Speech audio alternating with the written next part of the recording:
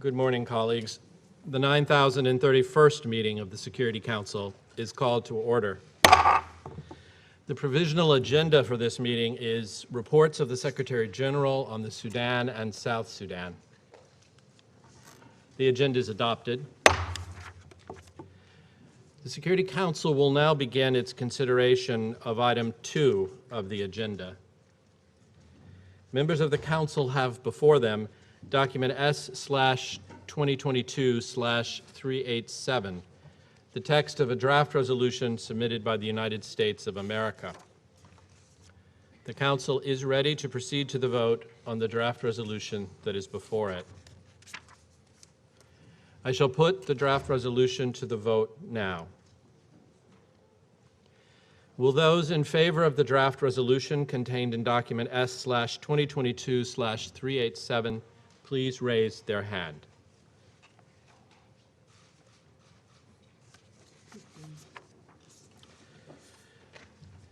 The result of the voting is as follows. The draft resolution received 15 votes in favor. The draft resolution has been adopted unanimously as Resolution 2630-2022. Keep going. I now will give the floor to those members of the Council who have asked to make statements after the vote. I give the floor to the representative of the Russian Federation. Господин председатель, Российская Федерация поддержала подготовленный Соединенными Штатами проект резолюции Совета Безопасности о продлении на очередные 6 месяцев мандата Временных сил безопасности ООН в Абьее. По-прежнему рассматриваем голубые каски в качестве важного фактора обеспечения стабильности в регионе и исходим из востребованности их содействия обоим государствам в их стремлении найти взаимоприемлемое решение пограничного спора. Вместе с тем мы все знаем, что проблемы взаимодействия с местным населением присутствуют во многих миротворческих миссиях, и голубые каски в Абьее, к сожалению, не являются исключением. За последнее время неоднократно наблюдались протесты местных общин и случаи прямого блокирования ими осуществления миссии своего мандата. В этой прямого блокирования ими осуществления миссии своего мандата. В этой связи в ходе работы над проектом резолюции мы выступили с конструктивным предложением отметить успешно реализуемые миротворцами проекты с быстрой отдачей, доказавшие свою эффективность на земле. Выражаем сожаление, что американские коллеги не прислушались к этой идее, которая могла бы создать благоприятные условия для дальнейших миротворческих усилий в Абьее.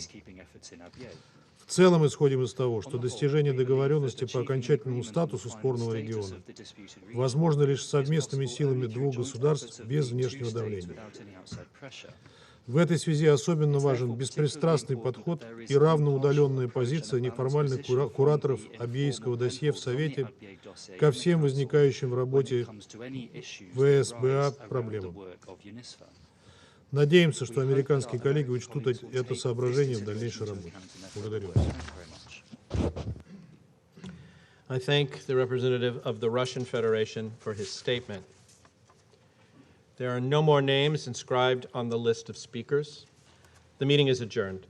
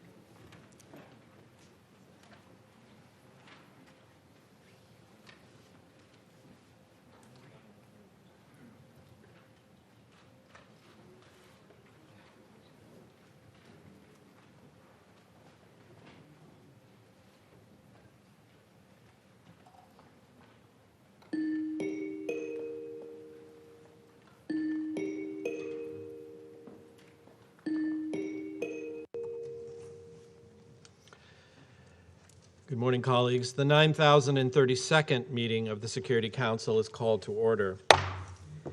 The provisional agenda for this meeting is maintenance of peace and security of Ukraine. The agenda is adopted.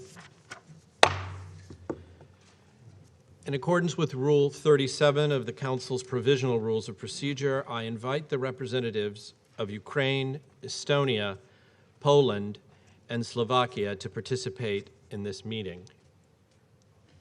It is so decided.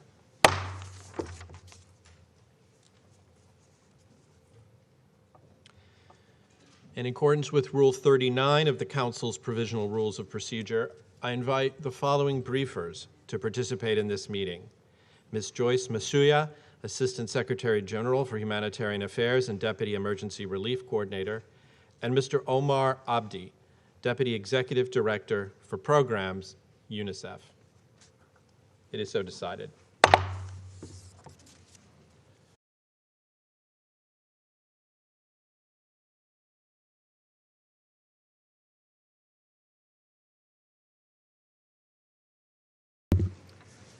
Thank you, Mr. President. As this Council received an in-depth humanitarian briefing by Under-Secretary General Griffiths last Thursday, I will keep today's remarks brief.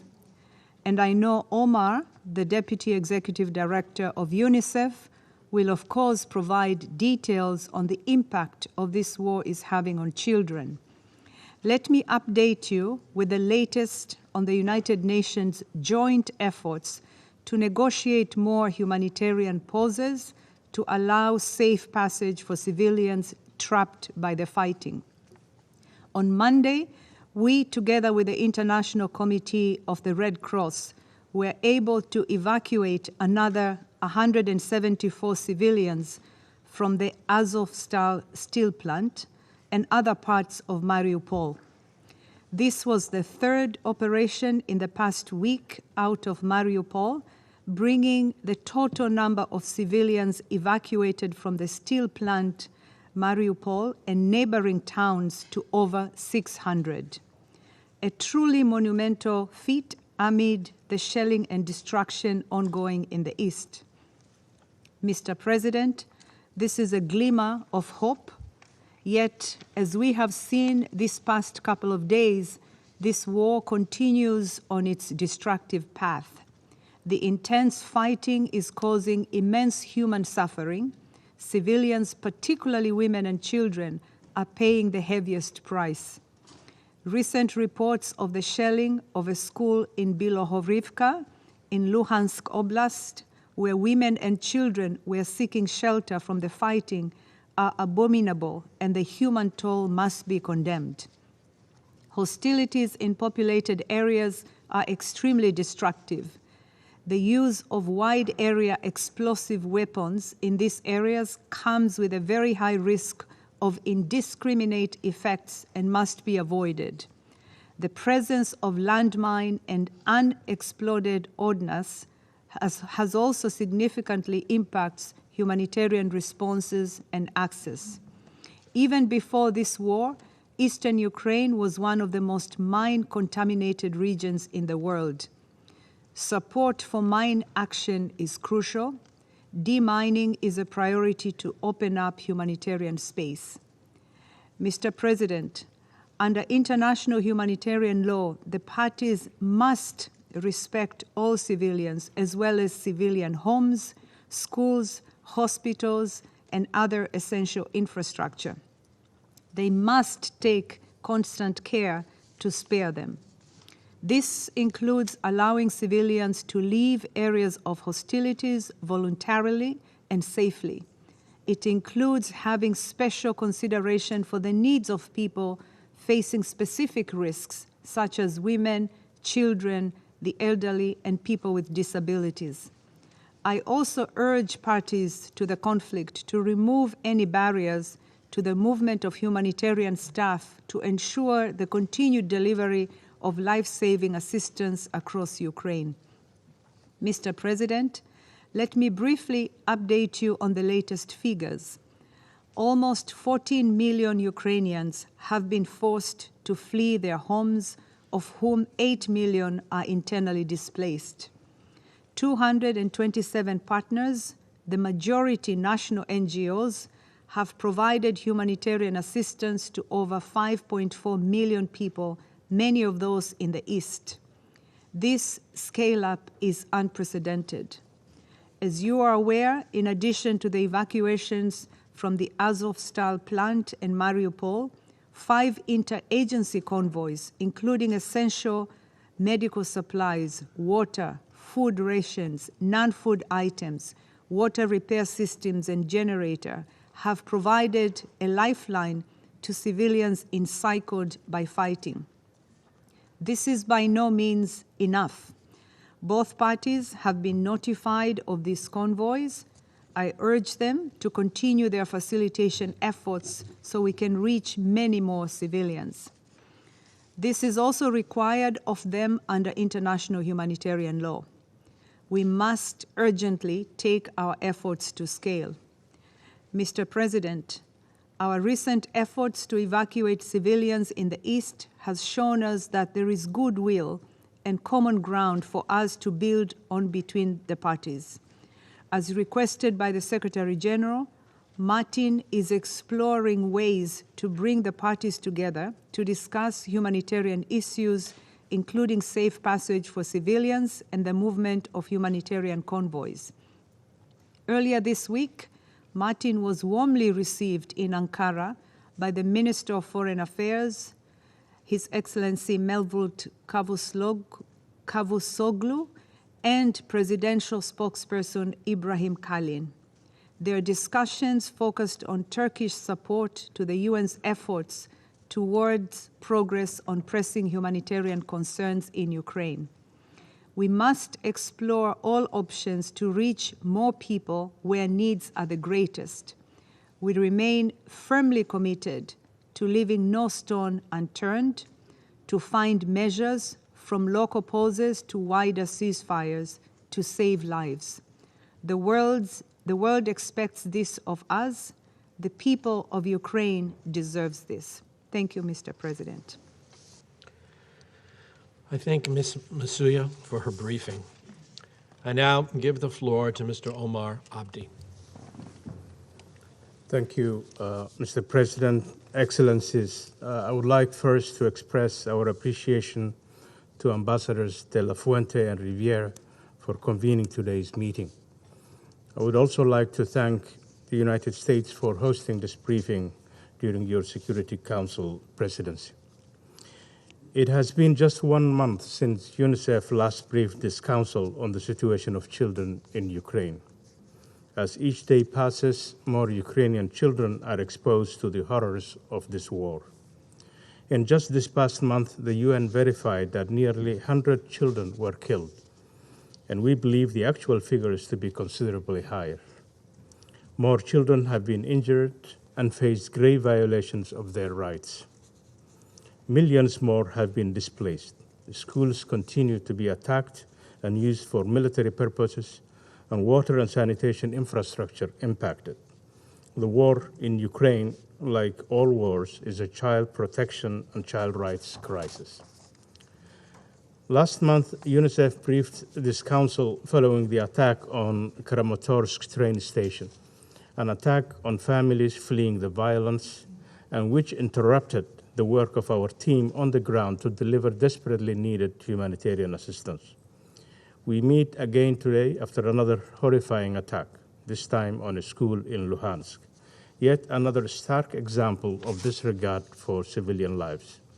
Today, even more families are mourning the loss of loved ones. It is also a stark reminder that in Ukraine today, education is also under attack. In February, the school year came to a standstill when the war broke out. As of last week, at least 15 of 89 UNICEF-supported schools in eastern Ukraine had been damaged or destroyed since the start of the war. Hundreds of schools across the country are reported to have been hit by heavy artillery, airstrikes, and other explosive weapons in populated areas, whilst other schools are being used as information centers, shelters, supply hubs, or for military purposes, with long-term impact on children's return to education. These attacks must stop. All parts must honor their legal and moral obligation to protect civilians and civilian infrastructure, to respect international humanitarian and human rights law, and to ensure the rights of children are upheld. In 2021, this Council adopted Resolution 2601, which condemns attacks on schools and calls for all necessary safeguards to uphold the right to education. The Safe Schools Declaration outlines what is needed to enhance the protection of education in conflict. What is needed now is the courage, discipline, and political will to translate these words into action. Excellencies, schools are a lifeline for children, especially in conflict. Schools are a safe place with routines provided, protection from harm, and a semblance of normalcy. Schools are also critical conduits for information about the risk of deadly explosive ordnance, and they are a connector to essential health and psychosocial services. The education workforce in Ukraine, teachers, principals, social workers, psychologists, and other professionals are equally impacted by this conflict. Supporting them so they can stay and deliver is more important than ever. We must also ensure creative, multifaceted, and flexible solutions that combine low and high-tech methods to reach all children and minimize disruptions to their learning. In mid-March, over 15,000 schools resumed education in Ukraine, mostly through remote learning or in-person hybrid options. The Ministry of Education and Science, supported by UNICEF and other partners, is doing everything possible to reach Ukrainian children, including supporting online education from kindergarten through grade 11. We are also supporting an ongoing digital campaign on explosive ordnance risk education while providing education-related supplies. However, remote learning can only be a temporary solution. Lessons from the pandemic, that's COVID-19 pandemic, show the importance of children learning in a school setting with their peers and teachers. In the broader region, thanks to the European Union's Temporary Protection Directive, governments and municipalities in neighboring countries are enrolling children in national school systems and alternative education pathways. This is helping ensure the continuity of children's learning and supporting their completion of the school year. It is estimated that 3.7 million children in Ukraine and abroad are using online and distance learning options. But enormous obstacles remain, including capacity and resource constraints, language barriers, and unpredictable movements of children and their families. We must make every effort to reach those most at risk of being left behind. For the youngest learners, access to education can be especially challenging. Less than 5% of the refugee preschool age children are estimated to be enrolled in public kindergarten. Children with disabilities need access to inclusive services and assistive technology, as well as targeted programs to cover their specific needs, including rehabilitation. In the last month, we have seen small moments of relief as children and other civilians evacuated from Mariupol and other frontline locations reach relative safety. Humanitarians have reached millions of people in need across the country with health, education, water and essential supplies, as well as information, counseling, and psychosocial support.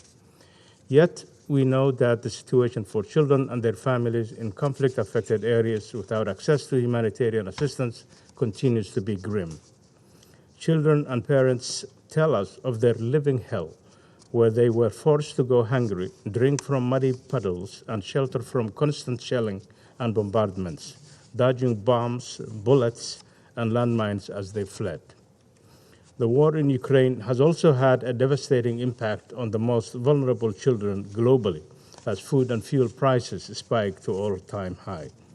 Children already affected by conflict and climate crisis across the world, from Afghanistan to Yemen and the Horn of Africa, are now paying a deadly price for another war far from their doorsteps.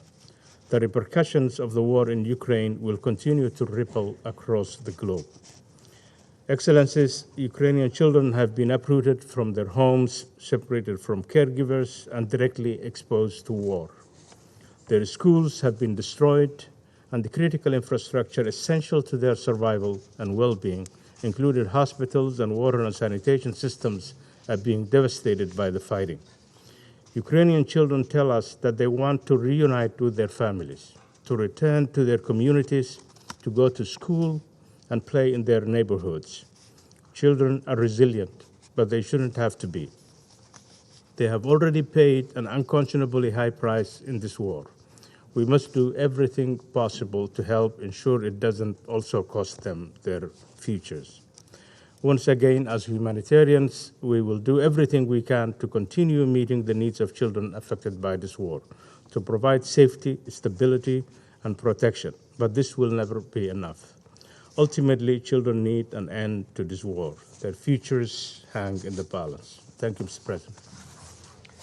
I thank Mr. Abdi for his briefing. I would like to draw the attention of speakers to paragraph 22 of Note 507, which encourages all participants in council meetings to deliver their statements in 5 minutes or less, in line with the Security Council's commitment to making more effective use of open meetings. And I now give the floor to those council members who wish to make statements. I give the floor to the representative of Mexico. Muchas gracias, señor presidente. Thank you very much, Mr. President. Agradezco las I'm presentaciones de la grateful for señora the Joyce briefings Msuya, by así Ms. como del Joyce señor Msuya Abdi. and Mr. Sus Abdi. exposiciones Their confirman briefings nuestra confirm preocupación our sobre el terrible concern impacto en las vidas de regarding niñas y the niños terrible que tiene el impact that the conflicto en conflict in Ucrania Ukraine y is razón por having la que on the mi lives país of y children, Francia hence why my solicitamos country and esta France sesión. requested this meeting. En tanto no se logre un cese a las While hostilidades, a cessation las of prioridades de hostilities la is comunidad not internacional being reached, deben the ser priorities la of the asistencia international community humanitaria, la must be protección de la humanitarian población assistance, the civil, protection of the en civilian particular population, grupos en mayor particularly situación de the most vulnerabilidad, vulnerable como groups niños such y as niñas, y children, evitar más and daños a la avoiding infraestructura greater harm elemental to para basic su infrastructure supervivencia. for their survival. Ataques como el ocurrido Attacks contra una escuela such en la as región that de against a Luhansk school in the son absolutamente Luhansk region inaceptables are y absolutely condenables. unacceptable and reprehensible. Atacar escuelas Attacking es una schools clara is a clear violación al derecho violation of international humanitario humanitarian law que no debemos to which pasar we por must alto. not turn a blind eye. En este sentido, In this estamos context, atentos a la labor we del are fiscal de following la Corte closely Penal the work of Internacional. the prosecutor of the International Criminal Court. Lamentamos que este We incidente regret de the fact that this Lugansk no sea incident un in caso Luhansk aislado. is not an isolated En todo case. momento debe evitarse el uso de armas The explosivas use cerca of de escuelas explosive e instituciones weapons de enseñanza against superior y sus schools, vías de near acceso. schools, higher education Asimismo, institutions, las and Fuerzas the Armadas access deben routes there estar too must be avoided adecuadamente at all times. capacitadas Moreover, para evitar armed forces must be afectar a la sufficiently well población trained to civil. avoid affecting the civilian Señor population. presidente, Mr. el President, impacto de la the impact guerra of en la the niñez war on es children simplemente is devastador. simply devastating. Como ha indicado As UNICEF, has been indicated by UNICEF, 2/3 of Ukrainian children have been displaced by the conflict, and in the majority of cases they have had to leave the only home that they've known.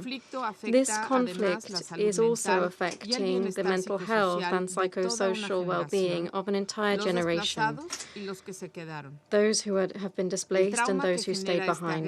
The trauma caused by this war does not discriminate, and the constant bombing and the psychological harassment caused by the warnings of imminent attacks will have far-reaching and long-term repercussions. We recognize UNICEF's efforts and those of other institutions to address this mental health crisis, and we believe it's necessary to delineate comprehensive strategies to address this scourge.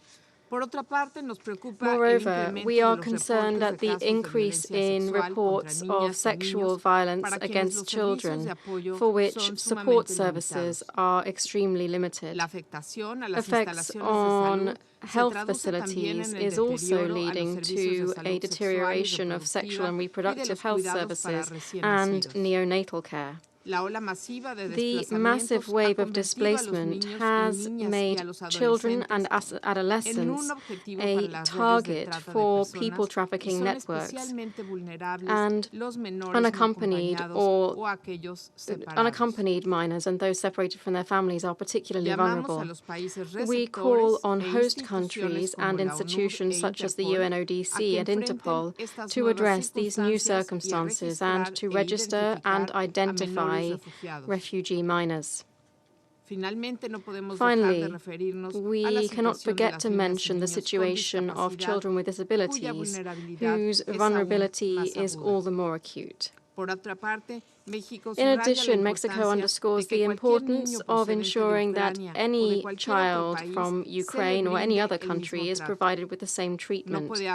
There cannot be a system with two different levels of standards in the way in which we treat refugees. Mr. President, in closing, any war is a war against children, and this is no exception. That is why we ask the Secretary General and the Special Representative of Children in Armed Conflict to ensure that in the next report on this topic to include Ukraine in order to establish a monitoring and reporting mechanism. They should list those responsible for grave violations against children and address the situation in the working group on children and armed conflict. Thank you very much, Mr. President. I thank the representative of Mexico for her statement.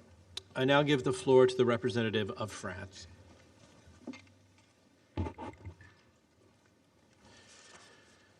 Monsieur le Président, Mr. President, je remercie Madame I'd like Msuya to thank Ms. Monsieur Msuya Abdi and pour Mr. leurs Abdi interventions. for their briefings. L'agression russe The se Russian poursuit aggression inexorablement. continues inexorably. L'armée russe The continue Russian de tuer des army civils, is continuing des to enfants, kill civilians, et à including détruire children, des and to infrastructures destroy civiles.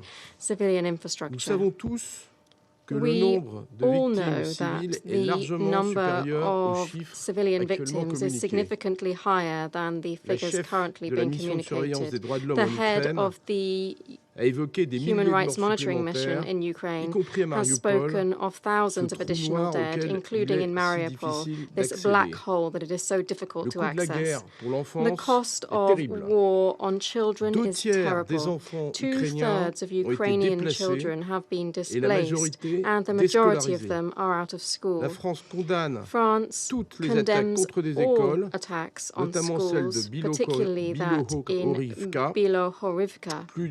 Plus de 200 infrastructures médicales ont par ailleurs été More attaquées than ou détruites. 200 medical facilities l'OMS. have, moreover, been attacked Les or attaques destroyed, contre les according to écoles the et les WHO. hôpitaux, ainsi que Attacks les on meurtres et schools les and hospitals, as mutilations well as d'enfants the font murders and partie des mutilations of graves children, violations count du droit amongst the international serious humanitaire violations of et des international droits des humanitarian enfants law en temps de and guerre. the rights of La France appelle children le in secrétaire wartime. général à faire We usage call on de the Secretary tous les General to mécanismes harness établis all of the par le Conseil de mechanisms sécurité established by pour the vérifier Security les faits Council et to établir verify les the facts responsabilités. and to Parmi ceux-ci establish figure en responsibility. particulier These le rapport tools annuel du include in secrétaire particular général et the sa annual liste report of the d'infamies. Secretary General Ceux and qui its tuent infamous les list. enfants et attaquent Those les who écoles kill ont children toute and leur attack place sur cette schools liste. fully belong on Ces this crimes list. ne resteront pas These impunis. crimes will not La go France unpunished. continuera de soutenir France les will enquêtes pour continue lutter to contre support l'impunité investigations to en tackle apportant son impunity plein soutien by à la justice providing ukrainienne its et aux full support juridictions to internationales, Ukrainian y compris justice and la Cour international pénale courts, including the internationale. International Criminal Court. Monsieur le Président, il y a Mr. urgence President, à agir. it is urgent Nous to appelons la act. Russie We à call on respecter Russia to l'ordonnance respect the rendue order par la Cour handed down by internationale the de International justice Court of Justice et à mettre un terme à to cette bring guerre an end to this injustifiable et unjustifiable dévastatrice and devastating et à war retirer and ses to troupes du withdraw territoire its ukrainien. troops from Ukrainian territory. La protection des civils et The des protection of infrastructures civilians civiles and est une civilian priorité. infrastructure is an absolute C'est priority. pourquoi nous réitérons This is why notre appel à une we cessation reiterate our immédiate appeal des for an immediate hostilités. cessation of hostilities. Le respect du droit international Respect for humanitaire et des international droits de l'homme n'est pas humanitarian négociable. law and human L'accès rights doit law être is garanti. non-negotiable.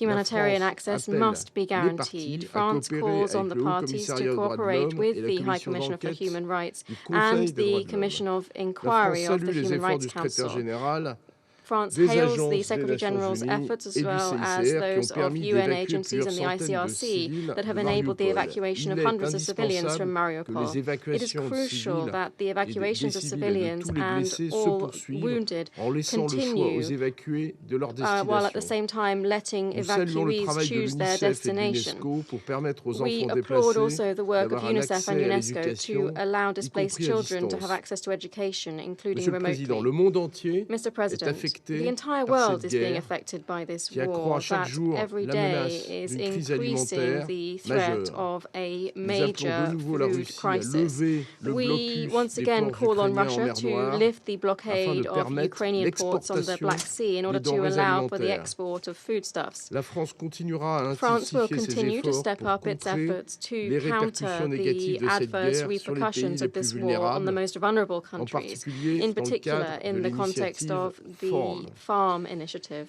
La France et ses partenaires resteront France and its pleinement partners mobilisés en will soutien à remain l'Ukraine et au fully peuple mobilized to ukrainien. support Ukraine and Elle the continuera Ukrainian également à people. prendre toute sa It will part also avec une continue aide to fully qui s'élève contribute à with hauteur de aid 2 standing milliards de at dollars, around $2 billion, comme annoncé as par le announced by président the de la President of République the Emmanuel Republic, Macron à Emmanuel l'occasion de la Macron, conférence de during Varsovie the le 5 Warsaw mai dernier. Conference on the 5th Alors of que May nous this year. venons juste de As we have commémorer la just fin de la Seconde Guerre commemorated the end mondiale, of the Second nous World sommes War, we déterminés are à determined to continuer de nous continue to mobiliser mobilize pour la liberté for et la freedom paix en and Ukraine peace in sur Ukraine l'ensemble du and continent across the européen. whole of the European Je vous continent. remercie. Thank you.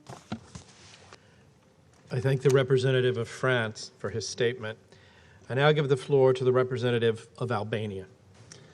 Thank you, Mr. President, and let me thank Ms. Msuya and Mr. Abdi for the update information. Colleagues, we meet again on Ukraine. The war is going on with its destructive path. The overall situation is dire and worsening. People continue to suffer. Lives of countless civilians, particularly women and children, are devastated because of this war of aggression that continues unabated. If one would try to summarize the news that we get every day from Ukraine, including what we heard from the briefers today, it would be continued shelling with mounting civilian victims, targeted cities with large-scale destruction of civilian infrastructure, persistent attacks of hospitals, healthcare facilities, and schools, horrible crimes including extrajudicial killings, torture, rape, and mass graves, countless shocking personal stories of lives uprooted, ripped apart, which will never be the same again. We also hear about the continued Ukrainian resistance against a continued war they did not want, that they did not choose. As the war goes on and intensifies, so does the magnitude of human suffering. Over 7,000 civilian casualties, 14 million people forced to leave their homes in only 3 months. 2 months ago, the UN projected some 4 million people would be displaced by the war. In less than 10 weeks, that number is now 5.8 million. And the new projection is double, 8.3 million. This requires more financial support for refugees and host countries to face challenges with access to food, housing, transportation, and services. Massive destruction of civilian infrastructure has made life unbearable or completely disrupted for millions of people. Because systematic destruction of health facilities, transport, supplies, and warehouses only affects severely basic services. Mr. President, in this background, we are particularly concerned by reports of unlawful attacks on schools which deprives access of civilians to education. It is unbearable to see a school that used to be a school and now it's a pack of rubble. Schools, just like hospitals, should be safe places, immune to harm, free from attacks. In Ukraine today, they aren't. An average of 22 schools a day have regularly been under attack in Ukraine since the start of the war, disrupting the education of those 5.5 million children that are still in the country. Their school year has ended on the 24th of February. At least 1 in 6 UNICEF-supported schools in eastern Ukraine have been damaged or destroyed since the start of the war. Only a few days ago, more than 60 people were feared dead after a Russian bomb flattened a school being used as a shelter in the village of Bilohorivka and at Luhansk region. There is no justification for such recklessness.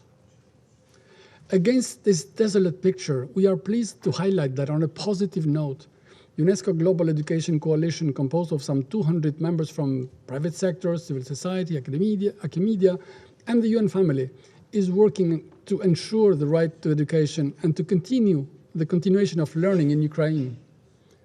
Digital devices will be provided to Ukrainian teachers, reaching out to hundreds of thousands of learners to ensure continuity of online learning.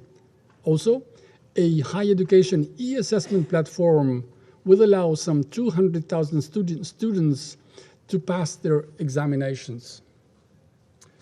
Dear colleagues, as the military aggression escalates, civilian casualties rise, and war crimes and crimes against humanity mount. Reports and preliminary facts gathered on the ground raise serious concerns about grave breaches of international humanitarian law in Ukraine. A report recently published pursuant to the OSCE Moscow mechanism analyzes a shocking range of apparent war crimes, from rape to torture to deportation and the use of human shields. It marks an important step in a long road to a full understanding of the illegal and criminal acts committed and suffered in the ongoing aggression. It concludes that, among other, two most blatant attacks mentioned several times during our discussions here, the bombing of the Mariupol maternity house and children's hospital and the bombing of Mariupol drama theater, where several hundred civilians were killed, constitute most likely an egregious violation of international humanitarian law, and those who ordered or executed it committed a crime. Mr. President, everything should be done to secure the rights of children.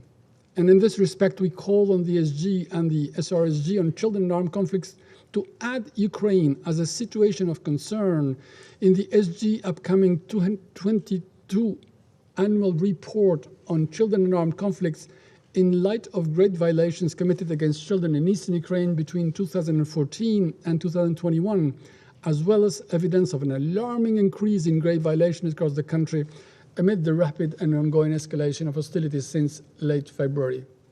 Thorough investigation must be carried out, and accountability must and will be ensured. Dear colleagues, the seismic effects of Russia's war in Ukraine are felt everywhere. The stores in places far from Russia and Ukraine are running out of cooking oil. Farmers are scrambling to buy fertilizers, and governments are struggling to respond to public disquiet due to the sharp rise of prices. Disruptions to the flow of these essential goods are compounding other supply chains, causing shortages and pushing millions of people into hunger. There must be no mistake for who is responsible. Ceasefire arrangements for the evacuation of some 600 civilians from the steel plant in Mariupol show that it is possible to find solutions. It is possible to silence the guns in the name of life when there is a will. This should be extended to the soldiers wounded that are still there. We support efforts by USG Griffiths and praise the UN actors on the ground for their contribution and encourage them to continue their efforts. Colleagues, let me end with this. This senseless war must come to an end. The sooner it happens, the better for Ukraine and their people to start healing their profound wounds. The better for Russia and the Russians to get out of a self-victimization attitude. The better for everyone, everywhere. And I thank you. I thank the representative of Albania for his statement. There's been a small change to our list of speakers, so I give the floor to the representative of Ghana. I thank you, Mr. President, and the delegations of Mexico and France for convening this meeting. I would like to join previous speakers in thanking Ms. Joyce Misuya and Mr. Omar Abdi for their briefings. Mr. President, after several months of violent conflict in Ukraine and its resultant humanitarian crisis, Ghana is deeply concerned about the lack of satisfactory progress in finding a solution to the situation. It is indeed disheartening to note that innocent children have been caught up in the middle of this armed conflict, and sadly, they will be the most adversely affected by the horrifying situation. As the war continues to affect social institutions education has undeniably been one of the major casualties, leading to severe disruptions in the education of children. My delegation takes note of a report by the Ukrainian Ministry of Education and Science that 1,397 educational facilities across the country have been damaged and 102 destroyed by bombings and shelling as of 26 April 2022. In fact, the reported attacks on schools and other educational facilities across Ukraine may constitute gross violations of international humanitarian law, particularly against children. On this note, my delegation strongly condemns the bomb explosion of a school building in Luhansk, eastern Ukraine on 7th May, which resulted in significant civilian casualties, and we wish to commiserate with the bereaved families and the people of Ukraine. Ghana reiterates its call on all parties to refrain from attacking civilian infrastructure, especially those whose destruction impacts the lives of children.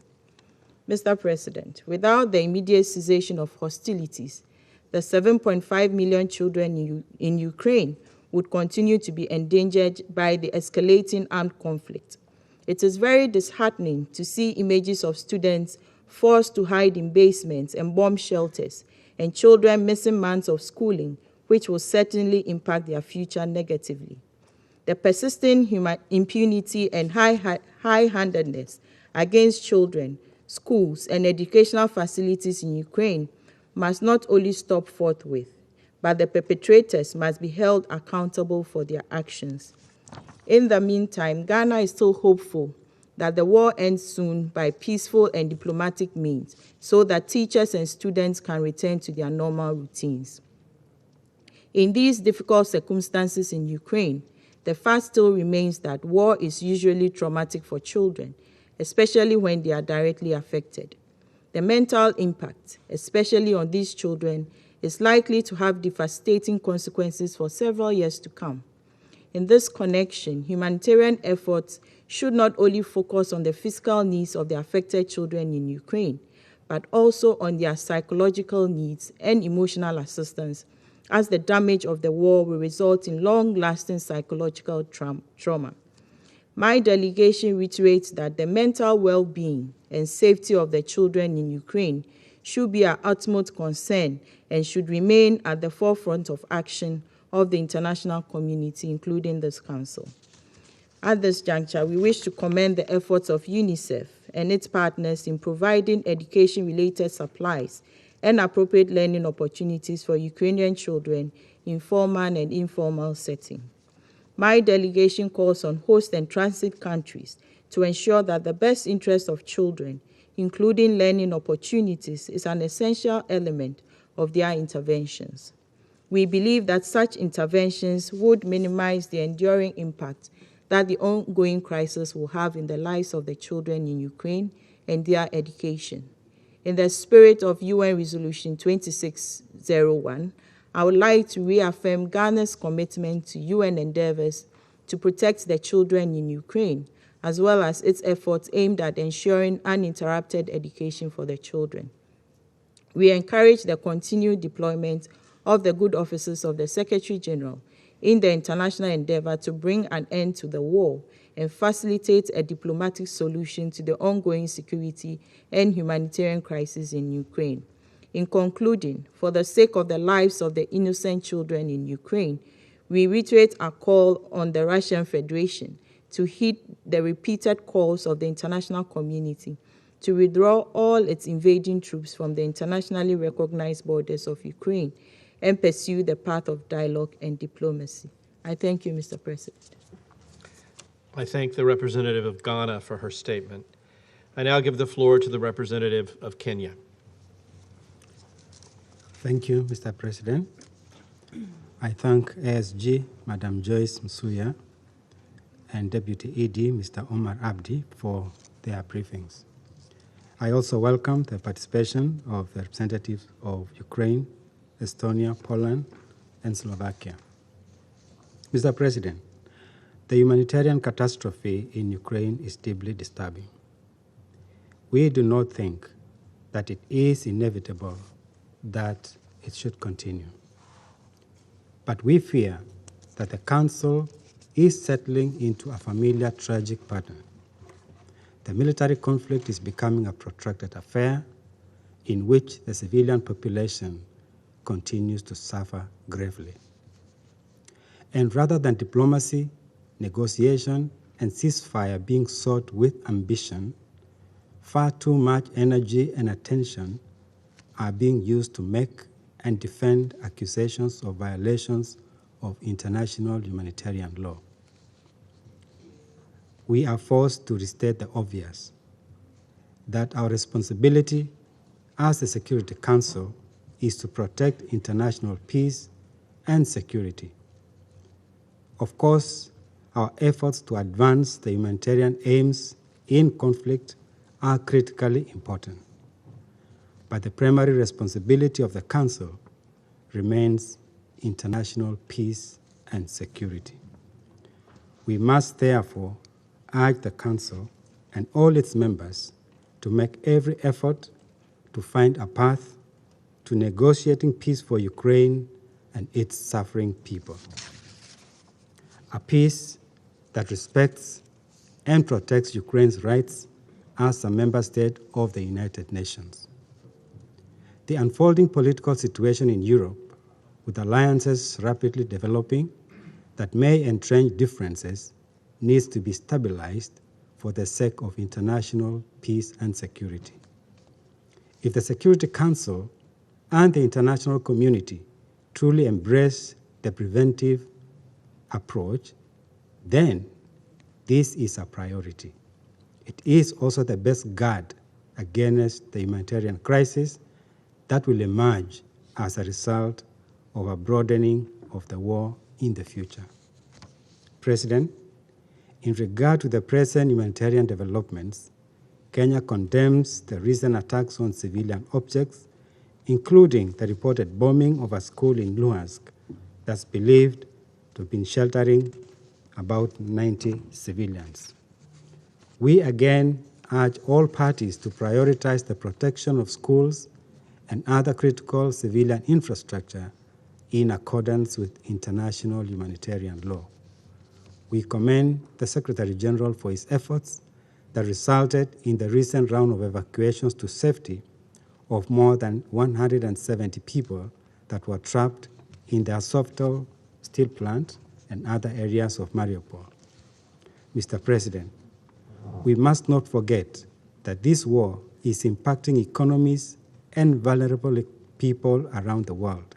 The disruption of food and energy supply chain is compounding the food and energy insecurity, especially in fragile contexts, and driving millions deeper into poverty and humanitarian crisis. We therefore appeal for enhanced support for other humanitarian situations, particularly in the Global South. In line with the Secretary General's recommendations on the basis of assessments by his Global Crisis Response Group, states should resist export restrictions and make reserves available to countries with serious food insecurity. We urge states, UN agencies, and international financial institutions to urgently implement the Secretary General's recommendations. Time and boldness are of the essence if this war is not to lead to the escalation of multiple crises worldwide. Mr. President, in closing, we call on the parties to the war in Ukraine and their allies and partners to give more effort to achieving a meaningful cessation of hostilities. In the meantime, we strongly urge Ukraine and the Russian Federation to offer guarantees for safe humanitarian passages for trapped civilians, particularly in eastern Ukraine. I thank you for your attention. I thank the representative of Kenya for his statement. I now give the floor to the representative of Norway. Thank you, President. I thank the briefers for their grave accounts of the humanitarian situation in Ukraine. Again, Norway condemns in the strongest terms Russia's unprovoked war of aggression against Ukraine. It has created a humanitarian disaster, one which is the responsibility of Russia alone. The civilian suffering must end. The Council's joint expression of support last week to the Secretary-General's effort to search for peaceful solutions is a first step towards this end. We need to see a path towards peace. President, the ongoing attacks on civilians and civilian infrastructure in Ukraine is having a particularly devastating and unacceptable impact on children, their families, and communities. The use of heavy explosive weapons in populated areas is destroying homes, schools, and health centers, with children at an especially high risk for lethal and debilitating injuries, 7 times higher than for adults. And we condemn the use of anti-personnel mines and cluster munitions, weapons that will continue to kill and injure long after the conflict ends. The most recent attacks by Russia on schools and the civilians seeking shelter there demonstrate a blatant disrespect for international humanitarian law. These attacks are clearly in contradiction of Security Council Resolution 2601 on the protection of education in conflict, unanimously adopted by this Council just months ago.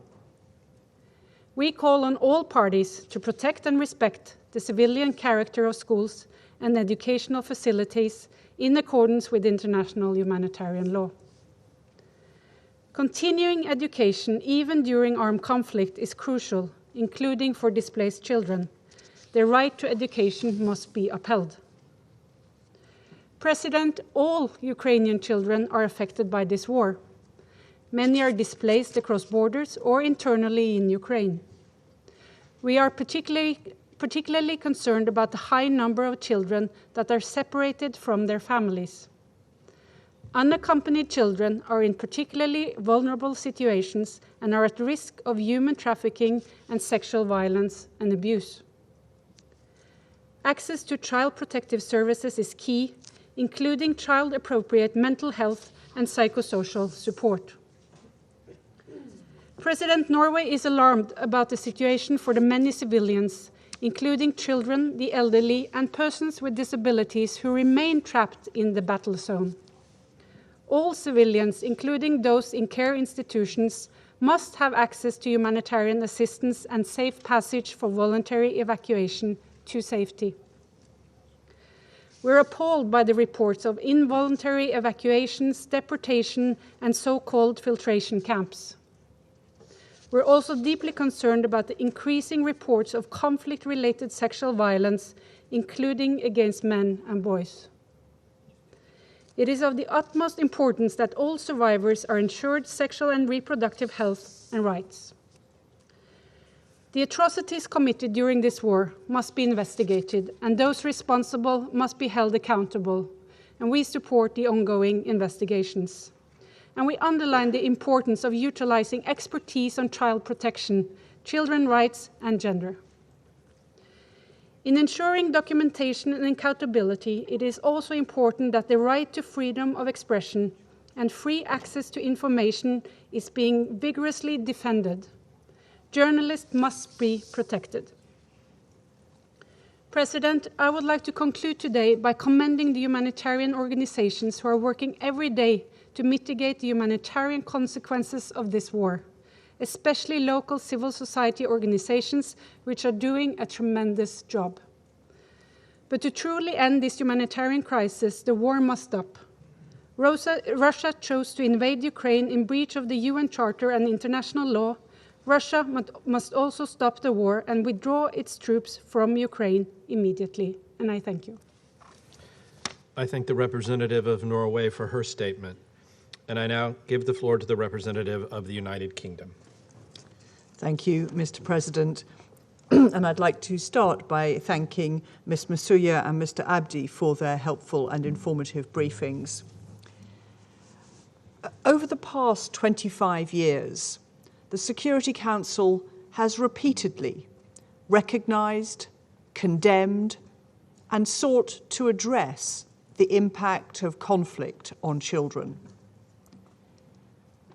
While it will take time for the UN's monitoring and reporting mechanism to establish the full extent of the impact on children of Russia's invasion, there is already evidence that Russia is committing 4 of the Security Council's 6 grave violations against children in times of war, listed in Security Council Resolution 1261. 1. Children have been killed and maimed. OHCHR reporting suggests that at least 238 children have been killed and 347 injured, although the true toll is likely to be far higher. 2.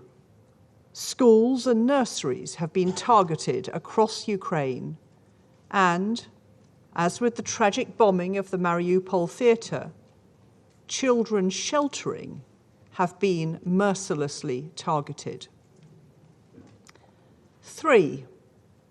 There are credible allegations of sexual violence against children by Russian forces. And, as others have said, mass displacement has left children exposed to human trafficking and sexual exploitation. 4. Reports of forced deportations continue, with over 700,000 people, including many mothers and children, having been moved to Russia. There is now a very real risk of a lost generation and the continuation of a cycle of violence caused by Russia's invasion and the devastation it has created. To address this, we need to work together. First, we urge all countries to endorse and implement the 2016 Safe Schools Declaration, designed to protect education in armed conflict.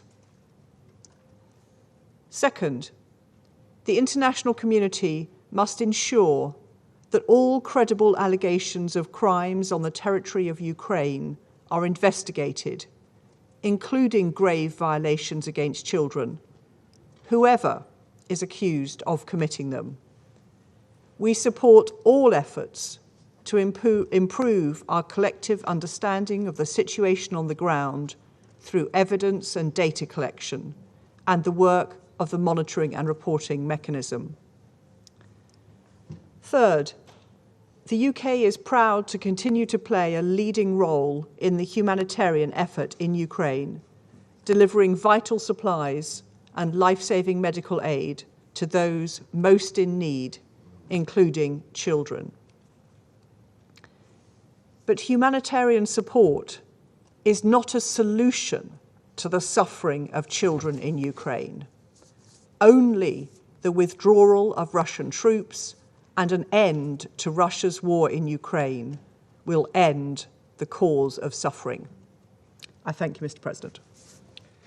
I thank the representative of the United Kingdom for her statement. I now give the floor to the representative of Brazil. Thank you. Mr. President, we thank the briefers of OCHA and UNICEF for their presentations. We also would like to thank France and Mexico for their initiative to discuss the impact of the conflict in Ukraine on children and education. Children in Ukraine, as elsewhere, must be protected from the harm of violence, and under no circumstances should they be subject to violations of international humanitarian law, international human rights law, and international refugee law. Brazil is deeply concerned with the continued reports of child casualties due to the use of explosive weapons, mining-related incidents, and explosive remnants of war. Both parties to the conflict must avoid the use of explosive weapons in densely populated areas, including near schools or universities or along routes to or from them.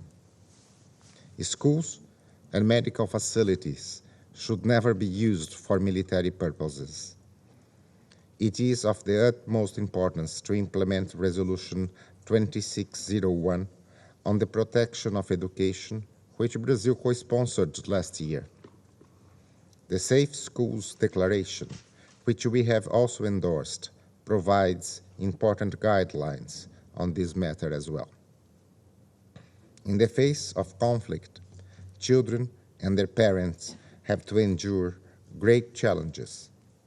There are reports of Ukrainian parents that, out of desperation, sent their children abroad with strangers. Authorities in neighboring countries have identified children as young as 4 and 5 years old crossing state borders alone or with barely familiar people. For them, family reunification should be pursued with great urgency.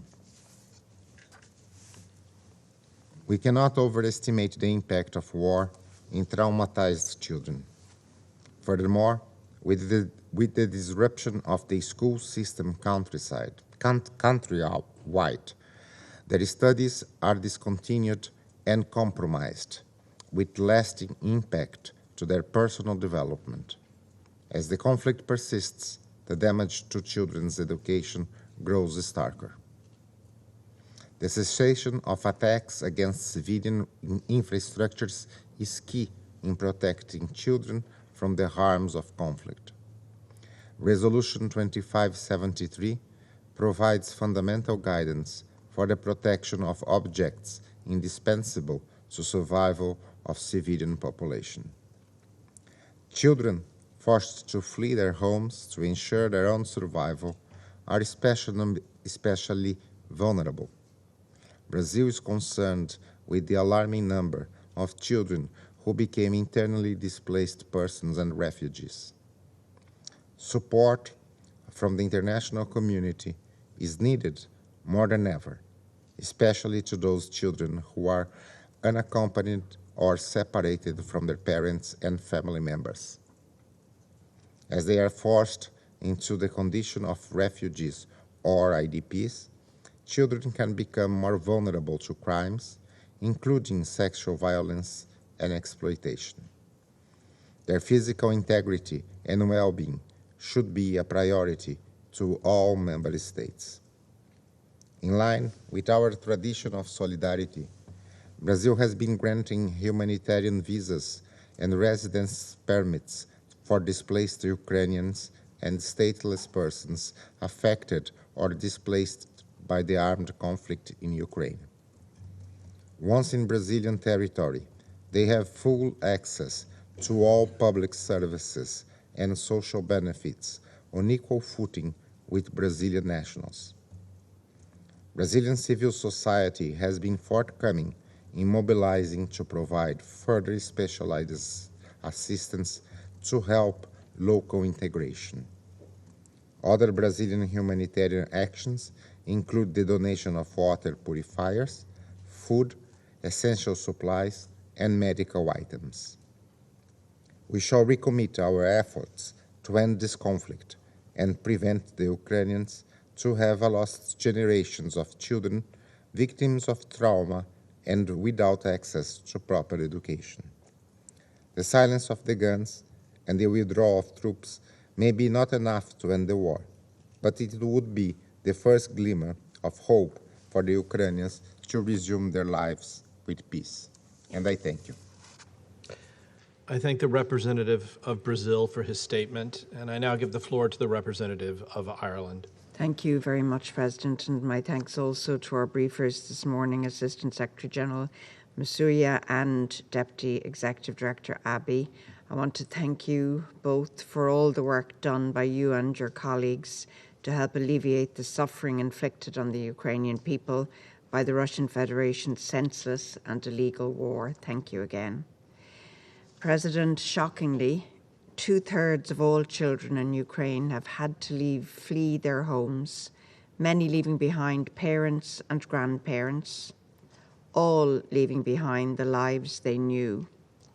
These children face the horrendous risks of abuse, trafficking, and exploitation. This is unconscionable. We have heard reports of children killed and maimed by indiscriminate attacks. We're also hearing chilling reports of sexual violence perpetrated by Russian soldiers, with children reportedly amongst those violated. That is abhorrent. We simply cannot accept such violations of international law causing this suffering and trauma, not in Ukraine, not anywhere in the world. These horrific violations must end, and those responsible will be held to account. President, as civilian infrastructure across Ukraine continues to be demolished by Russian forces, we must respond to the destruction of hundreds of schools, including kindergartens. Attacks on schools, in violation of international law, have profound impacts on the children affected. Let's remember, as in the case of killing, maiming, and sexual violence, attacks on schools and hospitals are listable under the CAC agenda. If this Council is to protect children in armed conflict and to seriously tackle impunity, we must support the integrity and impartiality of listing on these grounds. This Council recognised children's right to education in conflict with the unanimous adoption of Resolution 2601 just a few months ago. Are our memories really that short? Our words should be followed by actions. Collectively, we need to take action to address the disruption of education through the provision of education in emergency settings, psychosocial services, mental health support, and healthcare. It is clear that child protection capacities in Ukraine need to be urgently resourced. Insofar as possible, this Council should support UN monitors and child protection staff. Ireland calls on the Secretary-General and on Special Representative Gamba to consider adding Ukraine as a situation of concern in the upcoming annual reports on children and armed conflict, in order to further assist the extremely important monitoring work carried out by UN staff. Grave violations and abuses have been committed against children in eastern Ukraine since 2014, and now, with the alarming increase in violations since the further Russian invasion 2 months ago, we would fully expect to see this reflected in the next reports. We also call on the Secretary-General and SRSG Gamba to use all tools and mechanisms to address any CAC violations taking place in Ukraine and to deliver on accountability. President, the most innocent of victims, millions of Ukraine's children, are being robbed of their childhoods and of their future by this war. Denying children their right to education has profound impacts on their individual development, but also on the future of Ukrainian society as a whole. We continue to see the devastating impact of the use of explosive weapons in populated areas, including on schools. Now, and long after the conflict, the contamination of explosive remnants of war will have a disproportionate impact on the children of Ukraine, carrying risks of death or injury, further blighting their futures. Equally, robbing children of the possibility of routine vaccinations exposes them to critical outbreaks of communicable diseases, which can also have long-term debilitating consequences.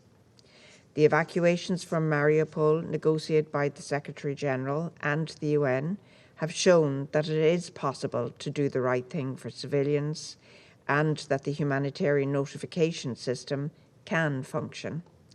We must continue all our efforts to help the people of Ukraine. President, the reverberations of this war, we know, reach far beyond Ukraine's borders. We also know that they will reach beyond this generation. We all have a responsibility to support the people of Ukraine long after this war has ended. At this table, we have repeatedly called for the war to end, for the Russian Federation to withdraw its forces, and to engage in true dialogue and diplomacy. However, while armed conflict continues, Russia must comply with its obligations under international law, including international humanitarian law.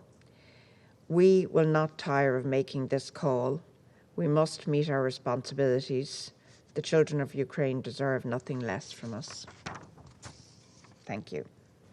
I thank the representative of Ireland for her statement, and I now give the floor to the representative of China. Mr. President, I thank ASG Masuya and Deputy Executive Director Abdi for their briefings. The conflict in Ukraine is inflicting on children pains foreign to their age. Protecting children from harm is an obligation under the international law that must be fulfilled by the parties to the conflict. China reiterates its call to secure children and the infrastructure on which they depend, and to give priority to children's needs in evacuation and humanitarian relief operations.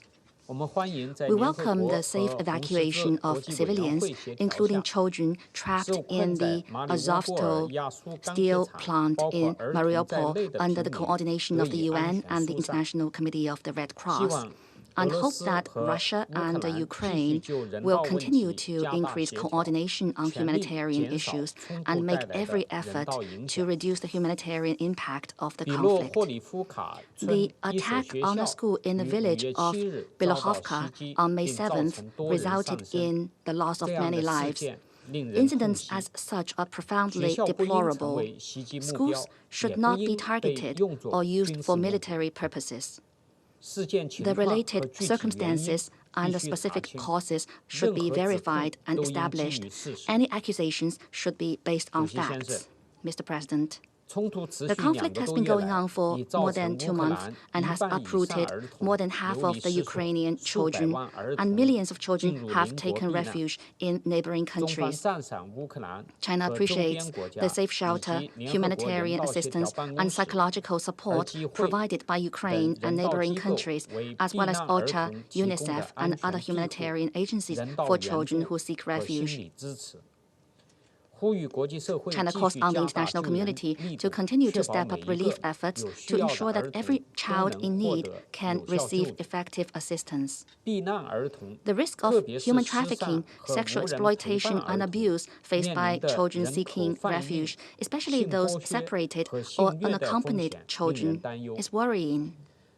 China calls on UNICEF, UNHCR, UNODC, OHCHR, and other agencies to strengthen monitoring and support relevant countries in taking measures to prevent and eliminate violations against children. WHO's warnings about disruptions in routine immunization for children and the rising risk of outbreaks of epidemics such as measles should be taken seriously. China supports WHO in cooperating with Ukraine and the countries concerned to ensure that children can receive vaccinations on time. Education gives hope to children in conflict and is also a matter of the future of Ukraine. China supports UNICEF in helping the Ukrainian government to provide educational supplies and learning opportunities for internally displaced children, and encourages host countries to integrate refugee children into their own education systems in order to ensure that children's right to education is not disrupted by the conflict. Mr. President, achieving peace is the best protection for children. Dialogue and negotiation is the most realistic and feasible way to reach a ceasefire and stop the war. The international community should encourage Russia and Ukraine to return to the negotiation track and keep accumulating political conditions for the restoration of peace. China welcomes the presidential statement adopted by the Security Council last week on Ukraine, calling for the peaceful settlement of international disputes and supporting the SG's efforts to promote peace. Sanctions will not bring peace, but will only accelerate the spillover of the crisis, triggering sweeping food, energy, and financial crises across the globe and making children around the world suffer the bitter consequences of sanctions. with children living in conflict situations in Afghanistan, Yemen, and the Horn of Africa, as well as the Sahel region, bearing the brunt of the humanitarian impact. China once again calls on parties to stay rational and exercise restraint, transcend prejudice and the strife, and make unremitting efforts for the early resolution of the crisis in Ukraine and for children to enjoy a peaceful future. Thank you, Mr. President. I thank the representative of China for his statement. I now give the floor to the representative of the United Arab Emirates. Thank you, Mr. President. I'd also like to join others in thanking Assistant Secretary General for Humanitarian Affairs, Ms. Joyce Masuya, and Deputy Executive Director of UNICEF, Mr. Omar Abdi, for their valuable briefings. As we heard from today's briefers, the extent of devastation due to the war in Ukraine does not appear to have reached its limits, and its impact is disproportionately affecting children. Well over half of Ukraine's 7.5 million children have been displaced as a result of the conflict, and there are also deeply disturbing reports of hundreds of children having been killed and maimed since the conflict began that should be investigated. War is always deeply traumatizing, particularly for children, and this conflict is no exception, and there is a dire need for essential services such as education and healthcare to be provided urgently and to continue throughout the course of the conflict. We know too well from our own region and beyond the costs of conflict on children and their education, from children in Syria that have been denied an education for more than a decade, to Palestinian children facing continued disruptions to their schooling, to girls in Afghanistan who've been denied secondary education since August 2021, to children in Yemen, Libya, the Horn of Africa, and Sahel, and countless more examples from around the globe. There is a lost generation of children and youth who simply will never regain a meaningful opportunity to learn. The children of Ukraine could face that same fate while this armed conflict continues, and we therefore, like others, urge all diplomatic efforts to end it. And it is crucial that we redouble our commitment to ensure educational access in Ukraine, where the conflict has already significantly disrupted children's access to education. And this comes on top of the COVID-19 pandemic-related disruptions that had already negatively impacted children's lives before the conflict had even begun. As the international community responds to the urgent humanitarian needs in Ukraine, education must be a priority. And it is also critical to ensuring that future generations have the necessary skills to effectively contribute to their communities. So we must think about the period after the conflict as much as the period through it. As UNICEF recalled, children will have a much better chance to recover if they can quickly return to schools and to some form of normalcy in their lives. And so in light of all of these difficult realities, I'd like to focus on the following points. First, we remain deeply concerned by reports of the ongoing damage and destruction of civilian infrastructure, including health and educational facilities. The bombing of the school in Bilhorivka over this past weekend is one disturbing example. And UNICEF has noted that at least 1 in every 6 UNICEF-supported schools in eastern Ukraine has been damaged in the course of the conflict. We underline the importance of protecting educational facilities and ensuring continued access to education. Second, facilitating access to education, particularly for refugee children, is imperative in supporting children's development and maintaining a sense of stability in their lives. We commend the neighboring host countries, as well as UNICEF and UNESCO, for facilitating the continuation of educational services, including through providing equipment that supports online teaching, in addition to expanding digital education platforms. Such efforts are invaluable and must be supported by the international community. Furthermore, distance learning can mitigate some of the disruptive effects of the conflict, and we've noted that 12,600 schools providing education to nearly 4 million students are now operating remotely. Third, providing psychosocial services is critical to ensuring children's well-being during and after the war. Children have been uprooted from their homes and separated from caregivers. Many children have witnessed or experienced violence, included reported sexual violence, and all credible reports should be investigated. We commend UNHCR and UNICEF for their support for the provision of psychosocial services to children, as well as their efforts to particularly help children with disabilities. Finally, we reiterate our call on all parties to abide by their obligations under international humanitarian law, and we further underline that the protection of children, and all civilians can only be assured with a cessation of hostilities throughout Ukraine and the reaching of a diplomatic solution to this conflict. This is not only essential for the children of Ukraine, but all children globally living through years of armed conflict. None of these children should be neglected by the Security Council.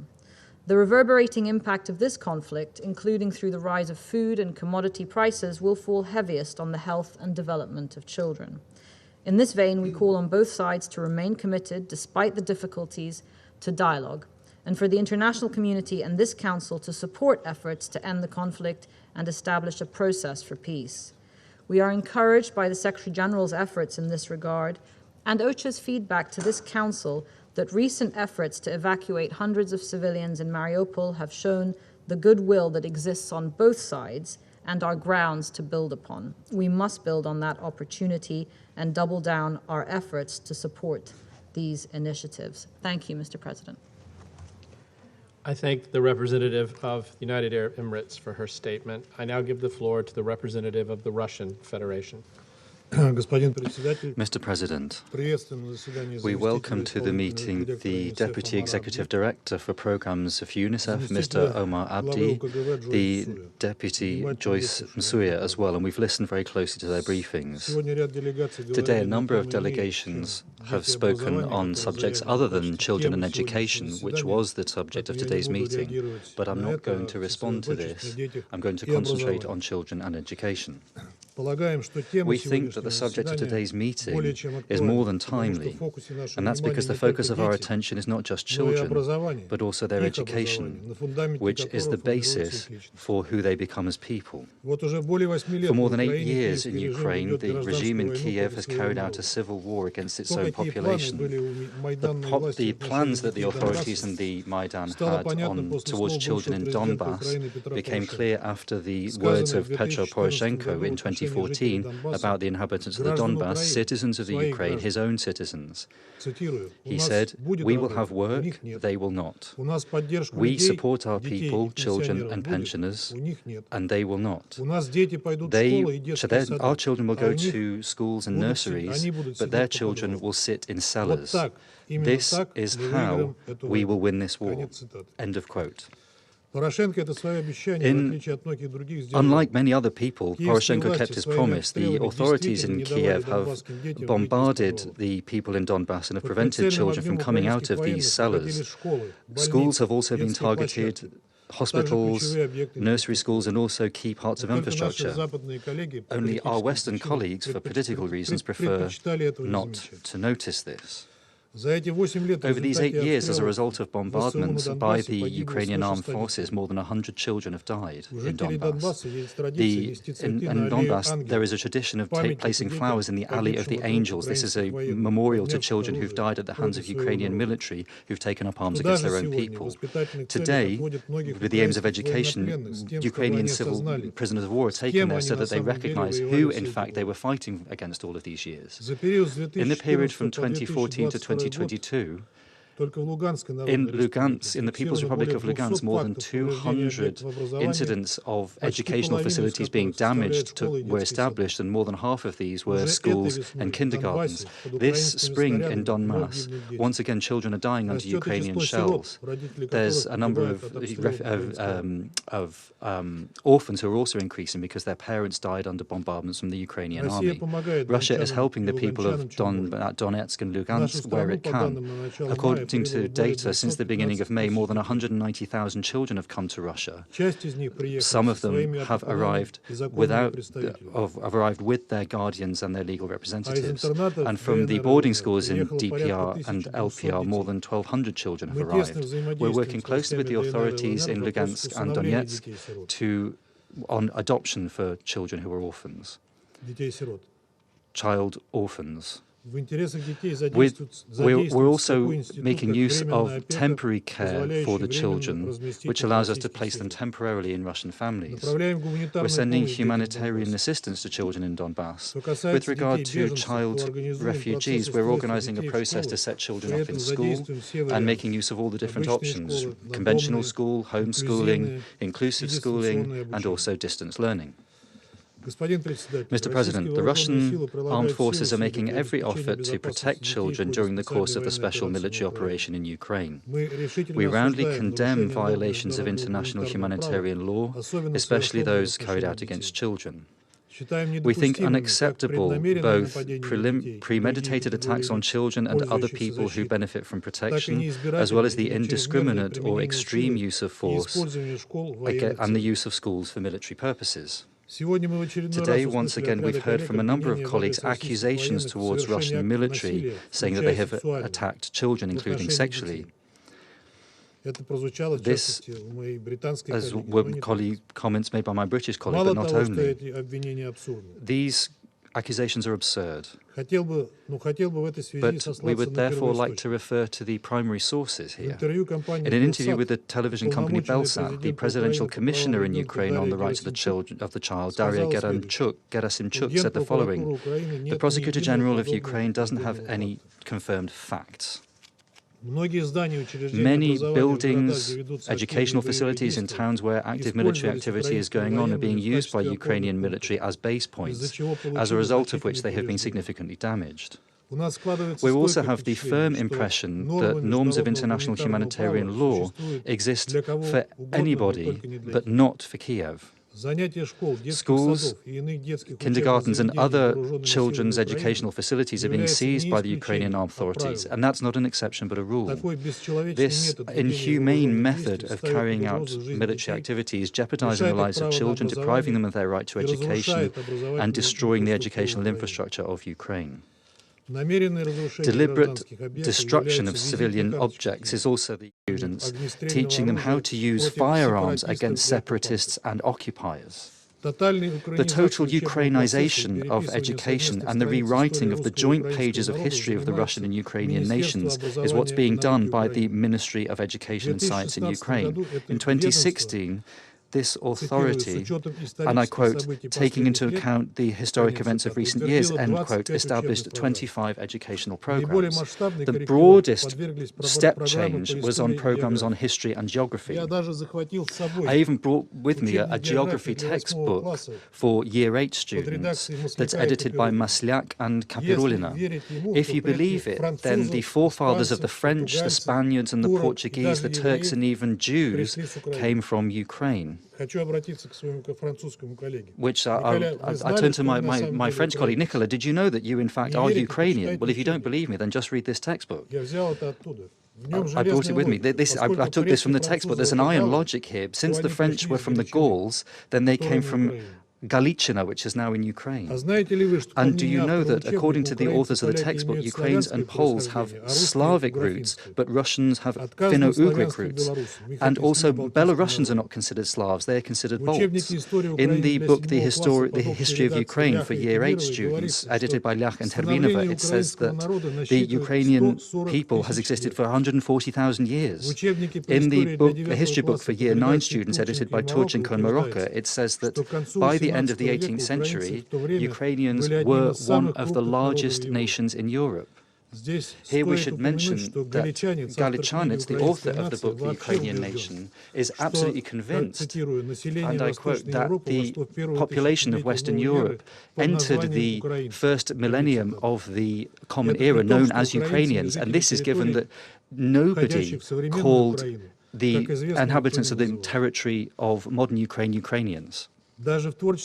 Even in the work of Taras Shevchenko, the esteemed poet from Ukraine who lived there in the middle of the 19th century, the term Ukraine is entirely absent. The inhabitants of those lands were called Ruthenians, Russians, or in extreme cases, Little Russians. But I'm not going to get into this subject that is so unpleasant for my Ukrainian colleagues. There are a range of different absurd examples from Ukrainian school curricula and textbooks. There is, for example, a Ukrainian historian, Valery Bebik. And he's not the only one.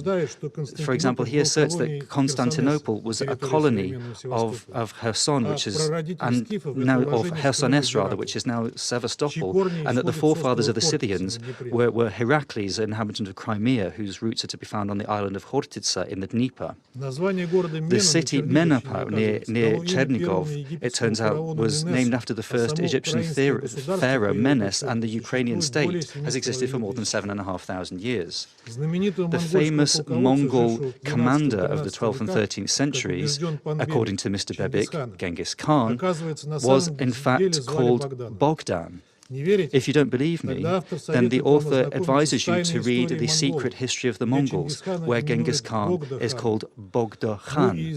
And from this it's clear that he was not a Mongol at all, but was a real Ukrainian. All the more so given that he fought, as is seen by the under the Ukrainian trident and yellow and blue banners. And of course his main conclusion is that Ukraine was the cradle of global civilization, and even Jesus Christ, in Mr. Bebik's terms, as he said in one of his interviews, could be from Galicia. This is no joke. I'm quoting his interview here.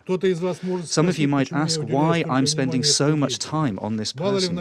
Of course, there are many crazy people in our countries who promote marginal and very controversial historic theories. Of course, there are many of them, and we have them in Russia as well. But there is one nuance here, and that's that Valery Bebuk is not any ordinary madman, but a very distinguished madman. And among these mad pseudo-historians.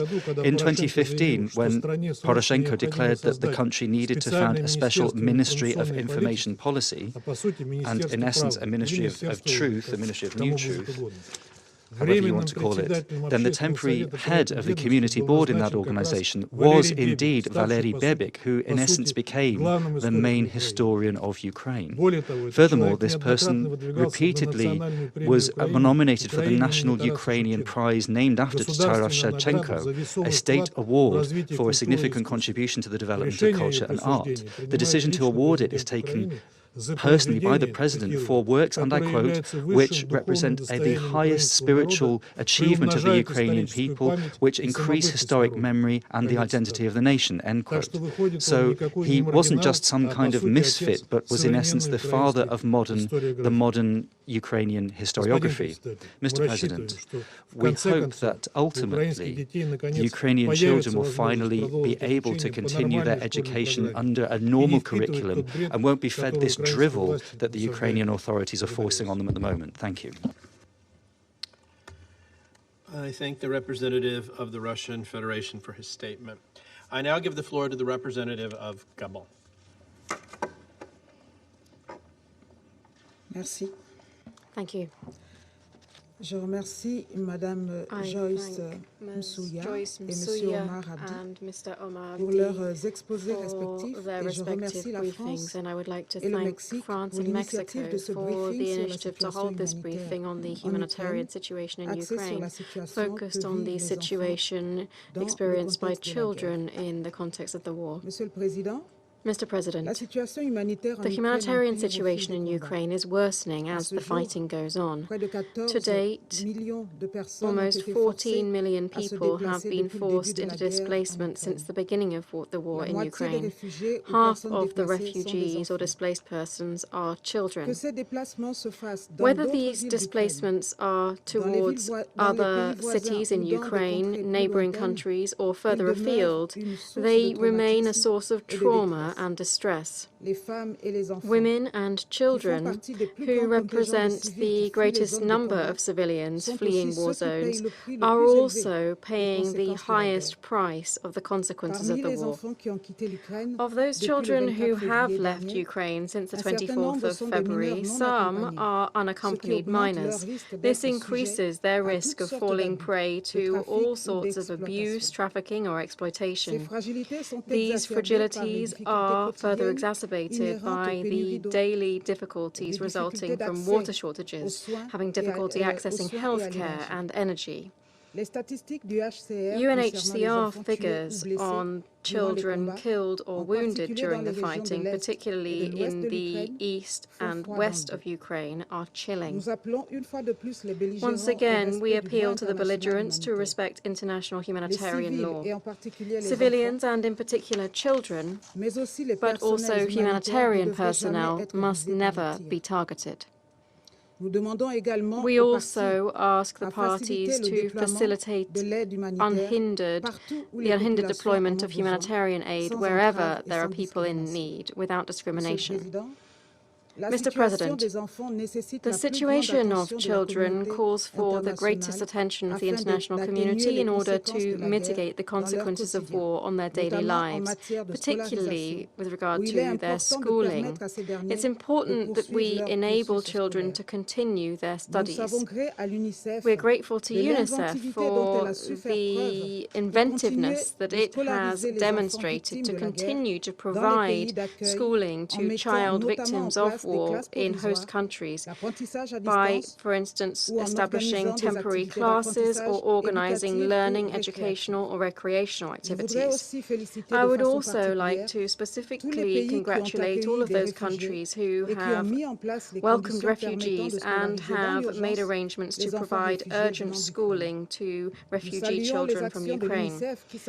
We hail the work of UNICEF that is shouldering its responsibilities towards the children in Ukraine by addressing families and children specifically to provide for their hygiene needs, their primary or specialist health needs, including psychosocial health and mental health care, while also ensuring their safety.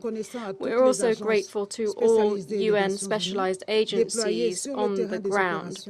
We encourage them to work with UNICEF to limit the trauma for child victims of war.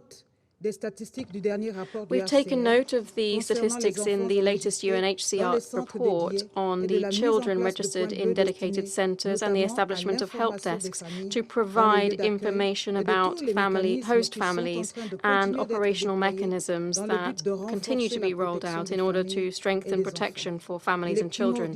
It's crucial to limit as much as possible the chance for mafia networks to benefit from the chaotic situation of these children. Mr. President, alongside the work on the ground, which seeks to respond to critical humanitarian emergencies, discussions must continue in parallel in order to find a political solution to the situation, with the aim of bringing an end to the war. This is the greatest step that can be made to help these children for whom we are meeting today. A way out can only be found by dialogue. That's why my country appeals once again to the parties to harness all opportunities to resume dialogue. We call for resolute commitment for a return to peace and security in Ukraine. Thank you. I thank the representative of Gabon for her statement, and I now give the floor to the representative of India.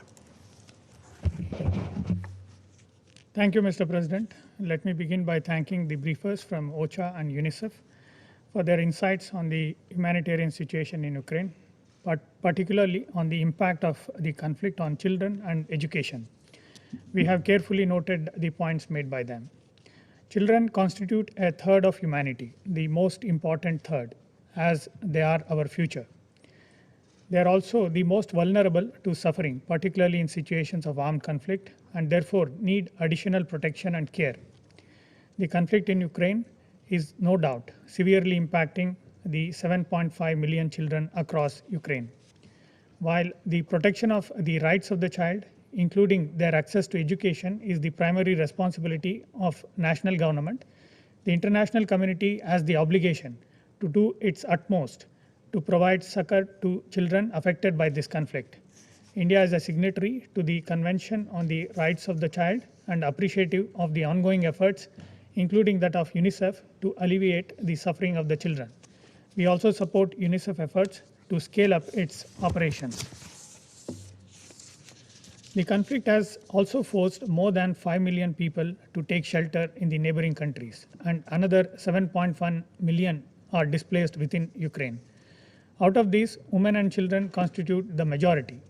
We commend the efforts by the neighboring countries of Ukraine who have welcomed refugees from Ukraine, and especially for treating women and children with compassion and dignity. As a country which has welcomed refugees over centuries, India knows the importance and value of treating them equally and with dignity and catering to their needs and requirements. The impact of situation on education of children has also been severe. It has further aggravated the pandemic-related challenges that children were already facing. There are reports that more than 900 education facilities and schools have either been damaged or destroyed in Ukraine. the efforts of the government of Ukraine to protect schools and other learning spaces, students and children, teachers, to ensure uninterrupted education for children needs unequivocal support of the international community. Let us not forget the situation has also affected foreign students, including those from India. India facilitated safe return of 22,500 Indian nationals, most of them students studying in various universities in Ukraine. We are exploring options to minimize the impact of our students' education. We appreciate the relaxations made by the government of Ukraine for this academic year in respect of medical students. India has been sending humanitarian supplies to Ukraine and its neighbors, which include medicines and other essential relief material.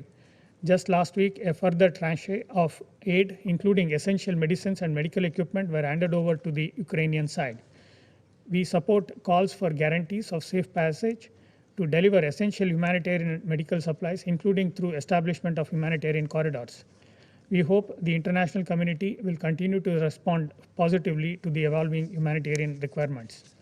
The food security challenges emanating from the conflict requires us to respond by going beyond constraints that bind us presently. Energy security is equally a serious concern and needs to be addressed through cooperative efforts. We acknowledge the efforts made by the Secretary General, particularly the findings of Global Crisis Response Group Task Team.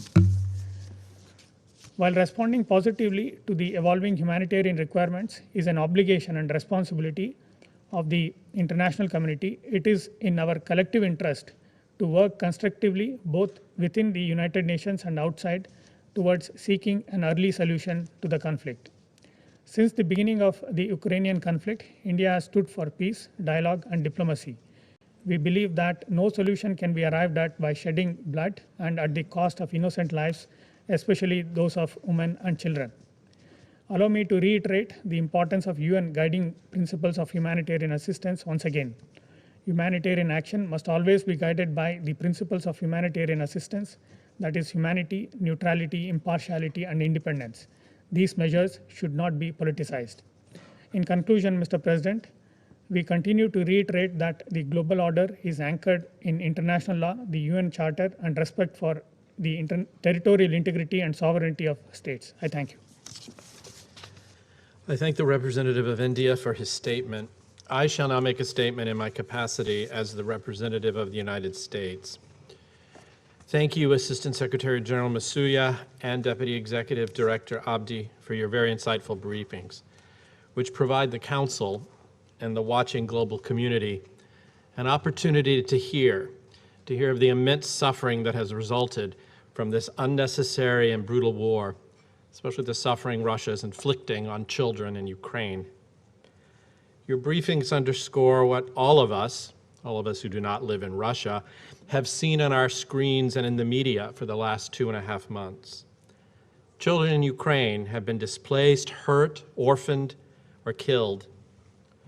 Of the nearly 14 million people forced to flee their homes since the conflict escalated, approximately half are innocent children.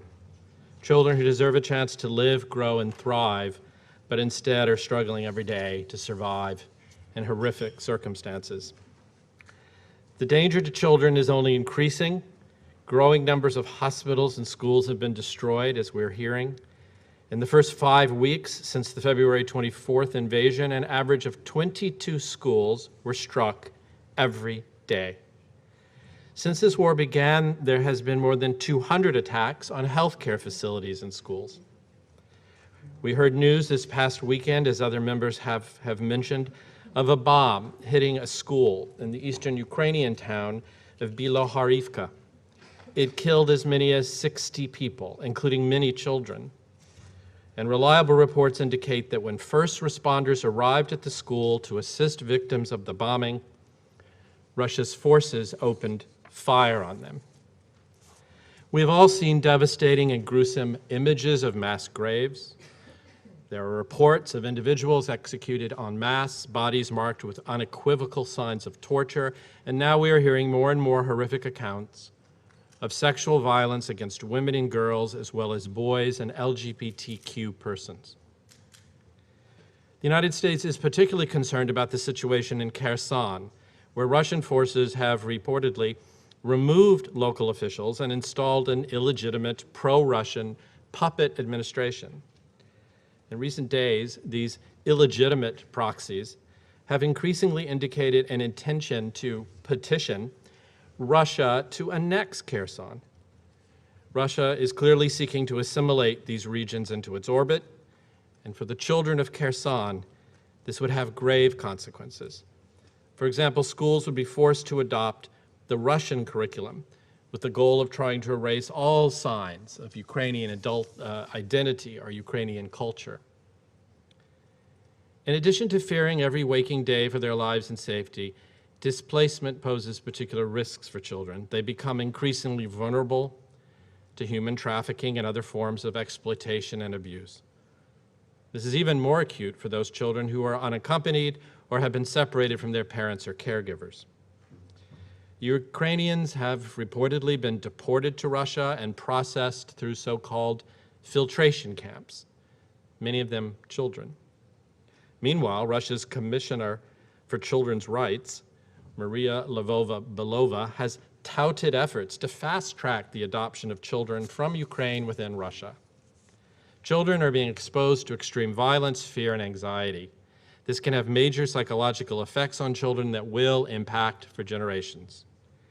Unless appropriate support is provided, the trauma associated with these experiences can have serious and enduring negative consequences on their cognitive development for years to come. Many on this council have just now called for diplomacy to resolve this crisis. We agree that diplomacy and dialogue are essential to resolve this crisis, and Russia should show its commitment to pursuing a peaceful resolution by silencing the guns and withdrawing its forces from Ukraine.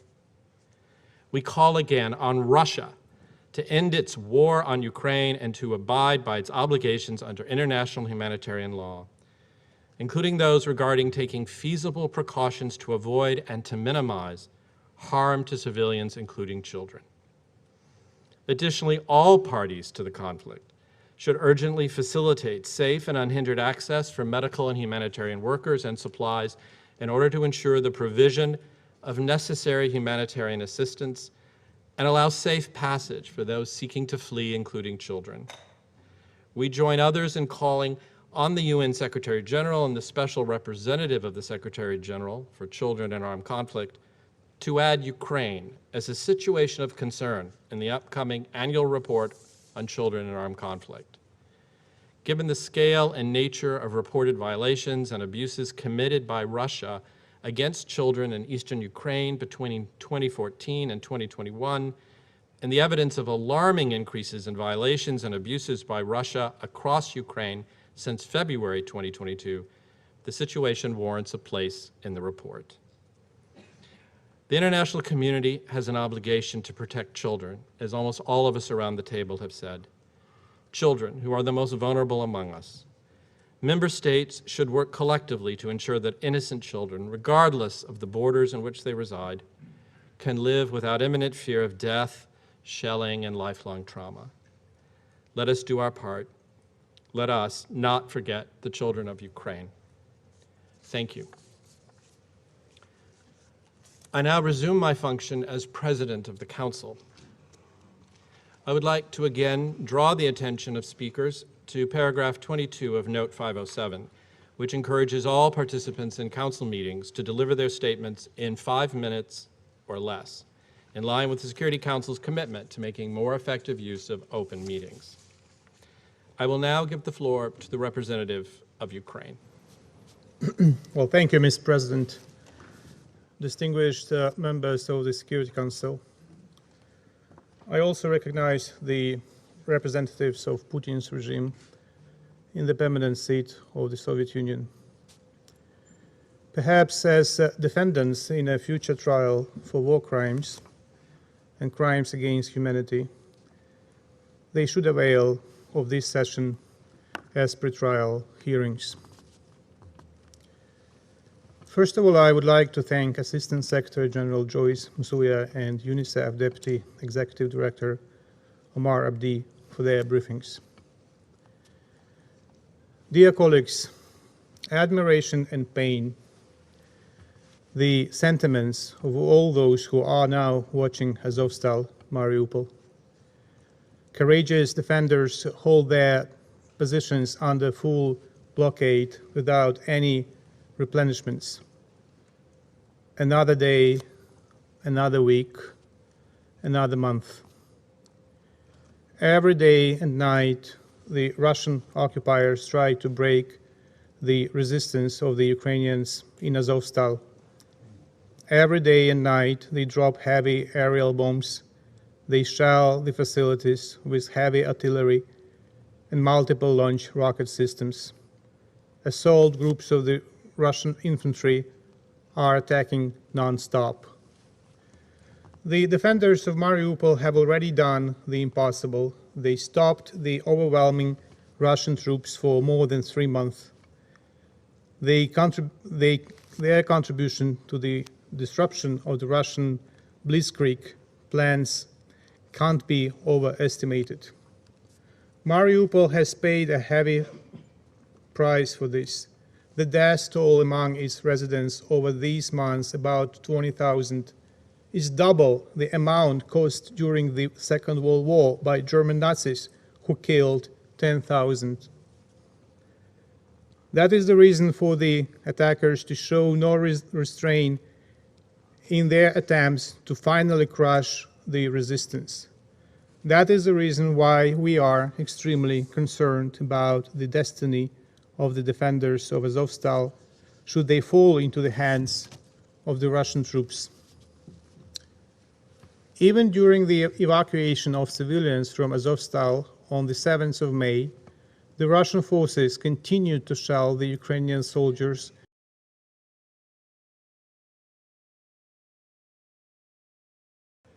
As a result, 3 Ukrainian servicemen were killed and 6 were wounded in violation of all agreed arrangements.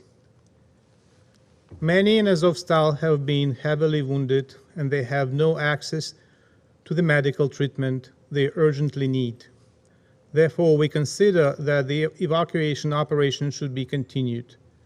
We call on the Security Council and the Secretary General to invest further efforts to ensure the evacuation of the sick and wounded from the Azovstal area in accordance with international humanitarian law. They have to be brought to safe places where their right to life will be guaranteed. Russian captivity is not such a place for the servicemen from Azovstal. We are also alarmed that the repressive Russian practice of using filtration camps for Ukrainians fleeing dangerous areas is being consolidated further. Given the inhumane conditions and ill treatment, the word filtration can only be considered as euphemism for concentration.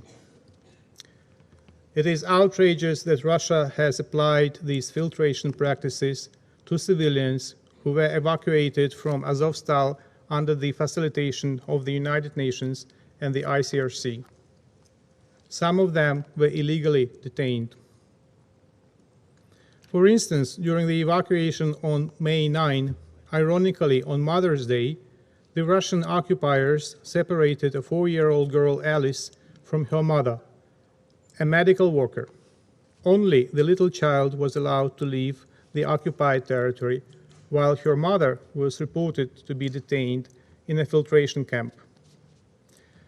These actions by the Russian forces constitute a gross violation of child's right to life and security, guaranteed by the Hague and Geneva Conventions on the UN Convention and the UN Convention on the Rights of the Child.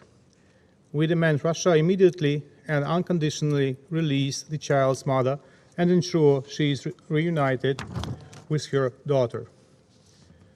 We call on UNICEF to use all possible means to protect the rights of this child and other children who were separated from their parents by the Russians. Mr. President, the statement by the President of the Security Council on May 6 serves as another example. Immediately after the Russian Federation joined the members of the Security Council in recalling the obligation of all member states to settle their disputes by peaceful means. It fired rockets on Ukraine's Odessa and Mykolaiv, Kharkiv, and Zaporizhia regions. Russia continues its missile terror on a daily basis, targeting mostly civilian infrastructure. Since the 24th of February, Russia has fired more than 2,100 missiles on Ukrainian cities and villages. Women and children throughout Ukraine remain the most vulnerable groups under the conditions of the missile terror of Russia. Dear colleagues, at least 226 children have been killed and 417 wounded by the Russian troops in Ukraine. There is no doubt that the actual data is much higher, as the occupied territory remains a no-go zone for any credible international mechanisms. Every day of the Russian invasion of Ukraine brings us new tragedies and new crimes committed by Russians. One of the most recent cases happened in the village of Bilohorivka, the Lugansk region, on the 7th of May. Following a Russian airstrike on a local school, the only building with a shelter, only 30 civilians out of 90 were rescued. The school, once full of joyful children, was turned by Russian pilot into another mass grave. Last night, Russia carried out an airstrike on Novgorod-Siversky, destroying another school. As of today, about 130 educational institutions have been entirely destroyed and more than 1,500 have been damaged. I reiterate that schools must never be attacked or used for military purposes. Targeting civilians and civilian objects, including schools, is a violation of international humanitarian law. Mr. President, in violation of the UN Convention on the Rights of the Child, Russia continues its kidnapping of Ukrainian children. After forcible transfer to Russia, they are illegally adopted by Russian citizens without observing any of the mandatory procedures envisaged by the legislation of Ukraine. According to official Russian sources, on May 7th, more than 1 million Ukrainians have been transferred to Russia, including 200,000 children.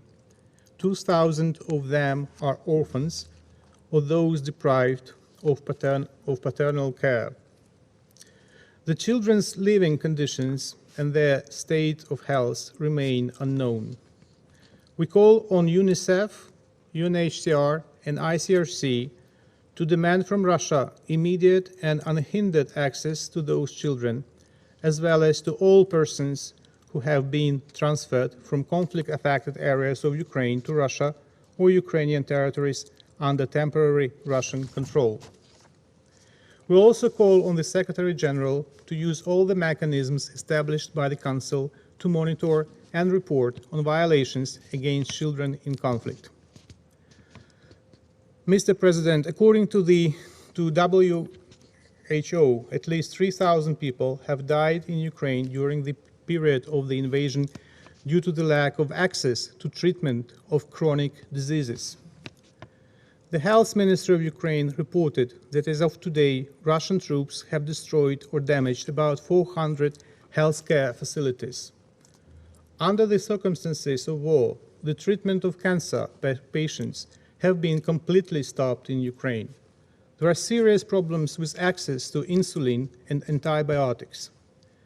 The situation with access to medical services in the temporarily occupied territories of Ukraine in the east and south can only be described as a disaster.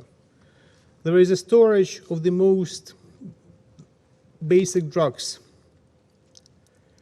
The UN Committee on the Rights of Persons with Disabilities estimates that Russia's military attacks against Ukraine are putting the lives of 2.7 million people with disabilities at risk.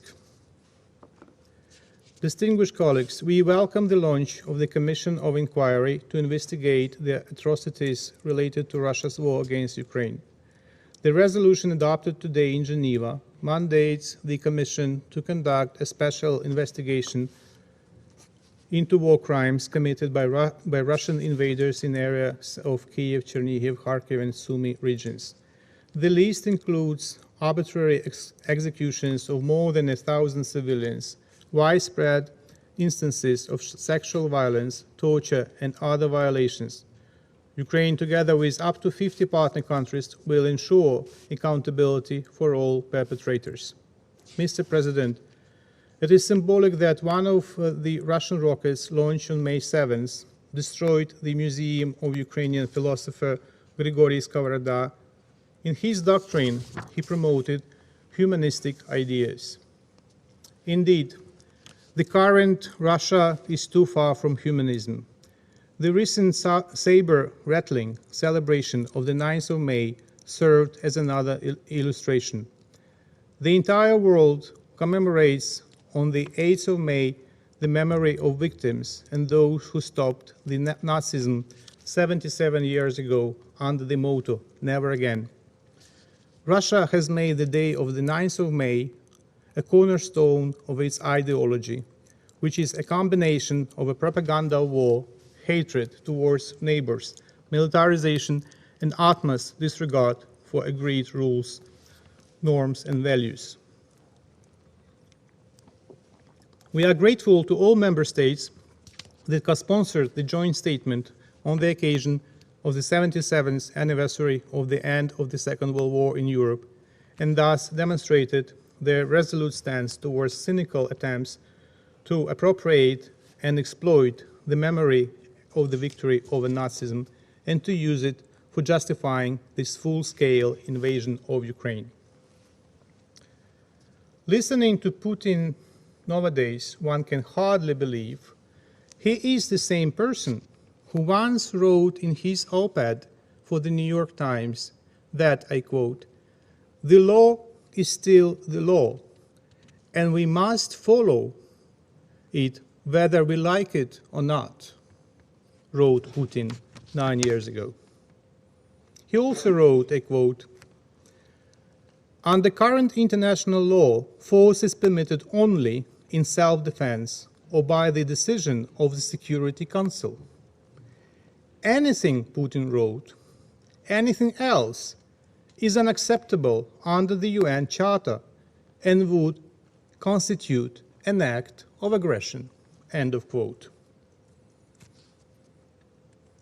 Edition for September 11, 2013, under the title, "A Plea for Caution from Russia." 9 years ago, Russian diplomatic vocabulary still contained the word caution.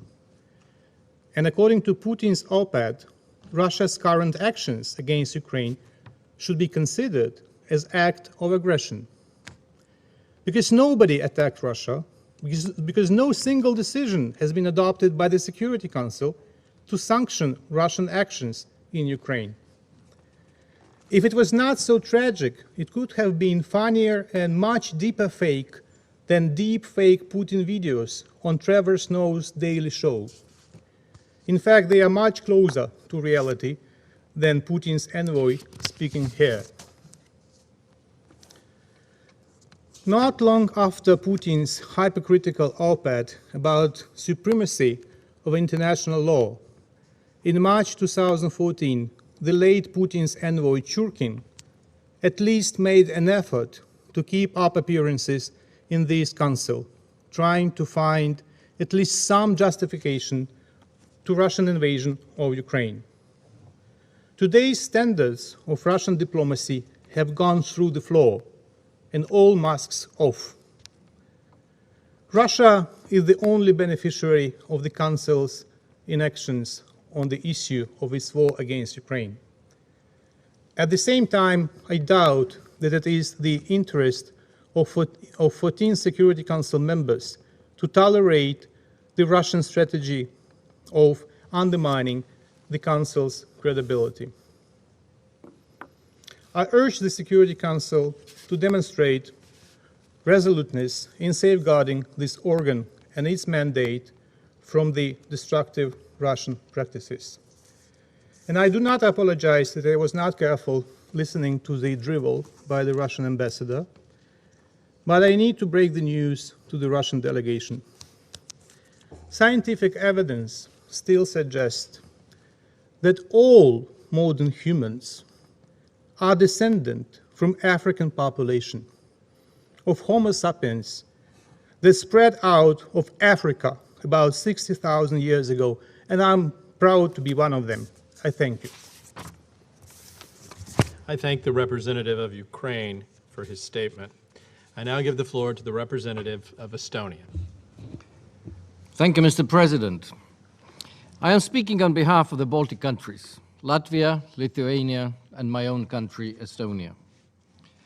I thank the briefers for their updates on the alarming humanitarian situation in Ukraine and the daily work by UNICEF and OCHA to help those affected by the brutal Russian military aggression. We cannot consider this dire situation without making clear who, by choice, started this war and who can end it: the Russian Federation, which must put an end to its aggression and the suffering of children in Ukraine. The Russian aggression has been accompanied by killing, torture, and terror aimed at civilians, while demonizing and dehumanizing them in the Russian war propaganda. Make no mistake, children have been and continue to be targets for Russia. За детей, for children, written on the side of a Russian missile that struck the Kramatorsk train station, was a cynical but revealing expression of this. Children born in shelters during bombings, living through days of air raids and destruction, stepping on trains, leaving their homes and families behind. The UN has recorded 238 children killed and over 300 injured in Ukraine since 24th of February.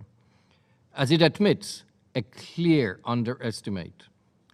Hundreds of schools and educational institutions destroyed and damaged according to the UN, most recently in Bilohorivka, resulting in the death of over 60 people after a Russian bomb flattened the school. Children suffering in besieged cities such as Mariupol without access to humanitarian assistance. In less than 3 months, 14 million people, including 2/3 of Ukraine's children, have been forced to leave their homes. Ukraine's Human Rights Commissioner asserts that more than 121,000 children have been forcibly deported to Russia. The forced deportations, along with the Russian steps towards legislative changes to accelerate the adoption of children from Ukraine, in violation of the UN Convention on the Rights of the Child, need to be monitored by the UN and other relevant organizations. The Russian actions represent violations of international law amounting to war crimes and crimes against humanity, as well as grave violations against children in conflict. This includes killing and maiming, attacks against schools and hospitals, and sexual violence. Russia's crimes are recorded and it will be held accountable. We underline and support the role of the ICC and the UN Commission of Inquiry and the UN monitoring mission in this work. We call for the full implementation of the Security Council Resolution 1612, as well as further resolutions on children and armed conflict, including Resolution 2601 on the protection of education. We recall that Russia, a permanent member of this council, has endorsed and has to comply with these. We underline the importance of the recording, monitoring, and reporting on violations against children in Ukraine to the Security Council, including the Secretary General's Special Representative on Children and Armed Conflict. We value the tireless work by UNICEF, other UN agencies, and civil society in Ukraine and beyond to protect children. We welcome the work of the UN and ICRC in coordinating the efforts to ensure the safe passage of civilians, including children, from Mariupol. Estonia, Latvia, and Lithuania will continue to support the work of these organizations and to provide financial and in-kind humanitarian assistance to Ukraine in the total amount of more than 46 million euros. We have welcomed those fleeing the war in Ukraine and offered them access to our education and health systems, as well as online learning opportunities and mental health support for children in Ukraine and those outside. Mr. President, this Council has stood strong in calling for the protection of children in conflict. It needs to be strong and absolutely clear in calling on Russia to put an end to its aggression and to the horrors it has brought to children in Ukraine. Thank you, Mr. President. I thank the representative of Estonia for his statement. I now give the floor to the representative of Poland.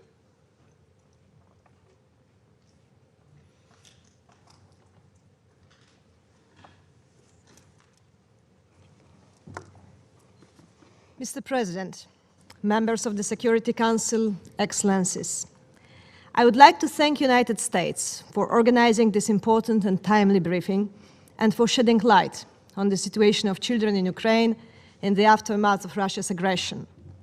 I would also like to thank the excellent briefers, Ms. Joyce Msuya and Mr. Omar Abdi, for their insights and, more importantly, all their work in helping the youngest victims of Russian aggression.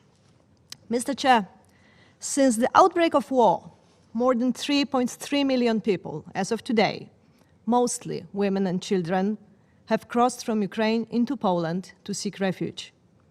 Poland, both as a state and as a society, makes every effort to meet their needs. Ensuring that children continue their education is one of our top priorities. Keeping in mind that the interruption of the educational process, even for a short period of time, has long-lasting effects and can prevent students from returning to learning, we are determined to ensure that each of those affected by war can continue their education. Depending on parents' preferences, we offer support by enrolling children in Polish schools or providing them with equipment necessary for distance learning within the Ukrainian educational system. For those who want to continue their education in Polish schools, we organize preparatory classes, which will help them to find their way in the Polish educational system and to overcome the language barrier. Currently, there are almost 200,000 refugee children from Ukraine in Polish schools. About 20% of them attend preparatory classes and 80% attend regular classes together with Polish children. The Ministry of Education has created an online platform where various educational tools are available for free. In addition, the Ministry organizes special language courses for teachers from Ukraine who have come to Poland. Courses are also organized for Polish teachers, including in Ukrainian language, to make it easier for them to communicate with children coming from Ukraine and better respond to their educational needs. Additionally, I would like to present a project of the Polish Center for International Aid in coordination with CARE. As part of Cash for Work program, Ukrainian teachers find employment in Polish schools and kindergartens as assistants of refugee children. We also pay particular attention to the needs of children with disabilities. Children with special education needs, as well as their parents, can benefit from psychological and pedagogical assistance in Polish kindergartens and schools. Students who are pursuing higher education in Ukraine before the outbreak of war can also continue their studies at Polish universities. Moreover, we launched several programs offering institutional and financial support for academics from Ukraine to enable them to continue their research projects. Excellencies, schools provide children with education, but they play a much bigger role in their lives. In times of war, classrooms can and should provide children with a sense of stability and act as a safe space to learn and to process the trauma. However, across Ukraine, hundreds of schools have been destroyed in Russian shelling and airstrikes. Many classrooms are simply unusable after being damaged or destroyed. Even after the war is over, it will still take a long time to rebuild the schools and other educational facilities. Attacks on civilian areas, including civilian infrastructure, are endangering children's lives and their futures. Poland condemns, in the strongest possible terms, attacks against civilians and civilian objects, such as schools, hospitals, and orphanages. All perpetrators of violations of international law, especially humanitarian international law and human rights, must be held accountable. Mr. Chair, over 2,000 patients from Ukraine are hospitalized in Poland. Nearly half of them are children. A pediatric hub was established in the city of Lublin, from where young patients are being transferred to institutions all over the country and abroad. It has to be stressed that Ukrainian children, just like all children all around the world, were already dealing with mental health challenges from being isolated during almost 2 years of the pandemic. Now, having left the comforts of home, not to mention their family and friends who stayed in Ukraine to fight, any move towards pre-pandemic normalcy has been cruelly interrupted. Poland offers psychiatric, psychological, and other mental health social services to help Ukrainian refugees. However, the needs are growing every day. Mr. President, Poland is doing the best we can to help Ukrainian children in those troubled and terrifying times, offering them safety of our homes in Poland, among our families, and a kind of normal life with its duties and joys. We hope that we are able to save at least part of their dreams and their childhood. And I thank you. I thank the representative of Poland for her statement. And I will now give the floor to the representative of Slovakia.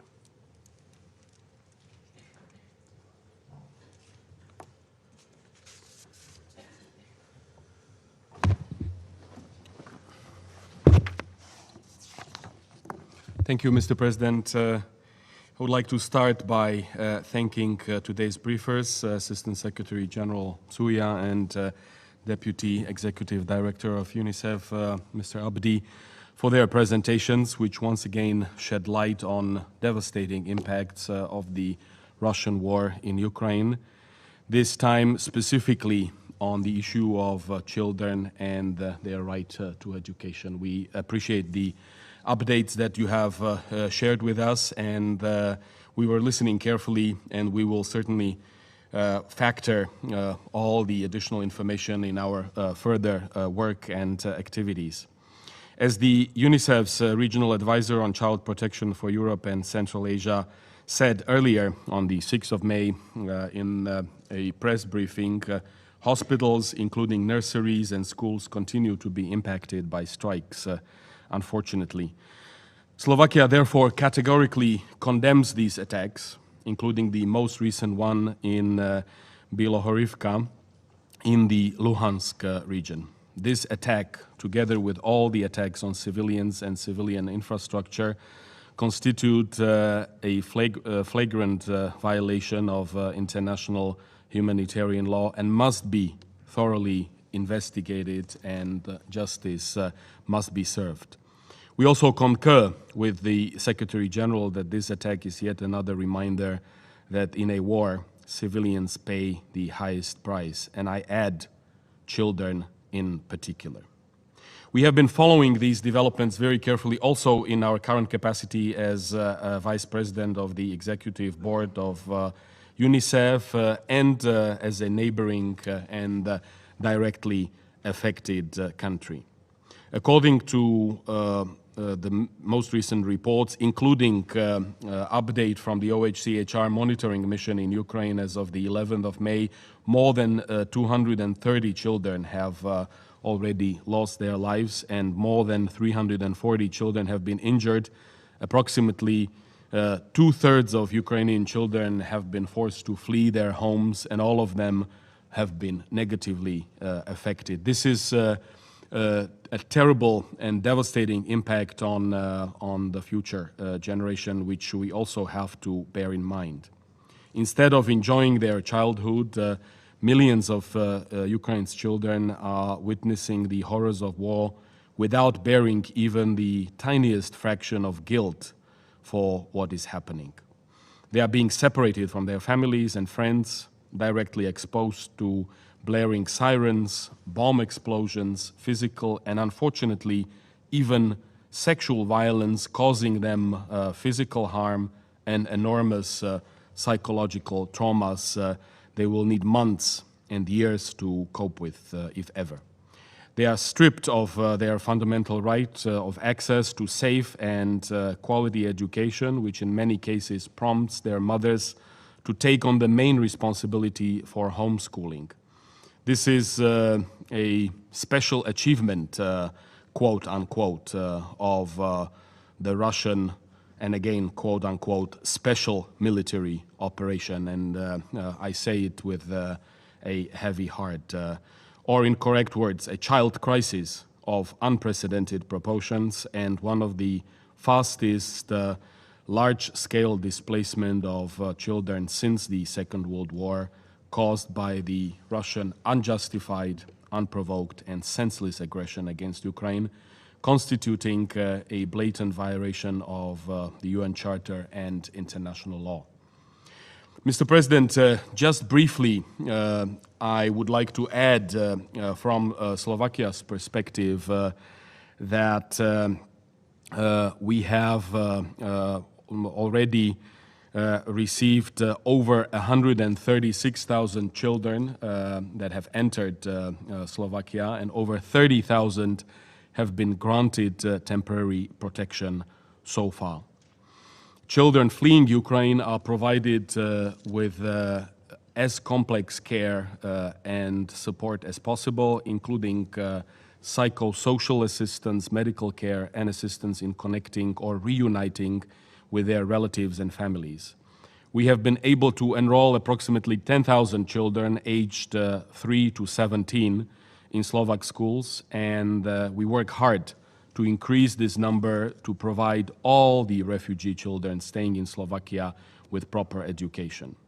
I'm pleased that also the United States First Lady, Mr. President, could have seen recently these efforts herself a few days ago. She met with the teachers, with the mothers. It was actually on Mother's Day that she went there to support them and to express her solidarity and compare notes about all the practical aspects of their life. Refugee children involved in the educational process are also entitled to a food subsidy. Together with our partners from UNICEF and UNHCR, we have agreed to develop a joint child protection capacity building plan for implementing partners and other stakeholders in child protection, inclusion, and education. Slovakia continues to stand in solidarity with Ukraine, and as a close friend and good neighbor, we do and we will continue doing our utmost to help relieve suffering of the people. We appreciate the work of international organizations and institutions aiming to improve the humanitarian situation. And I am also pleased to add that the Prime Minister of Slovakia, Mr. Eduard Heger, recently announced additional financial contribution, which includes, among others, a contribution of €130,000 for the specific UNICEF program and project. To conclude, Mr. President, Slovakia once again calls on the Russian Federation to immediately cease hostilities against Ukraine and unconditionally withdraw all its troops from the whole territory of Ukraine. This is the only way how we can stop our children from suffering. I thank you, Mr. President. I thank the representative of Slovakia for his statement. At this time, there are no more names inscribed on the list of speakers. The meeting is adjourned.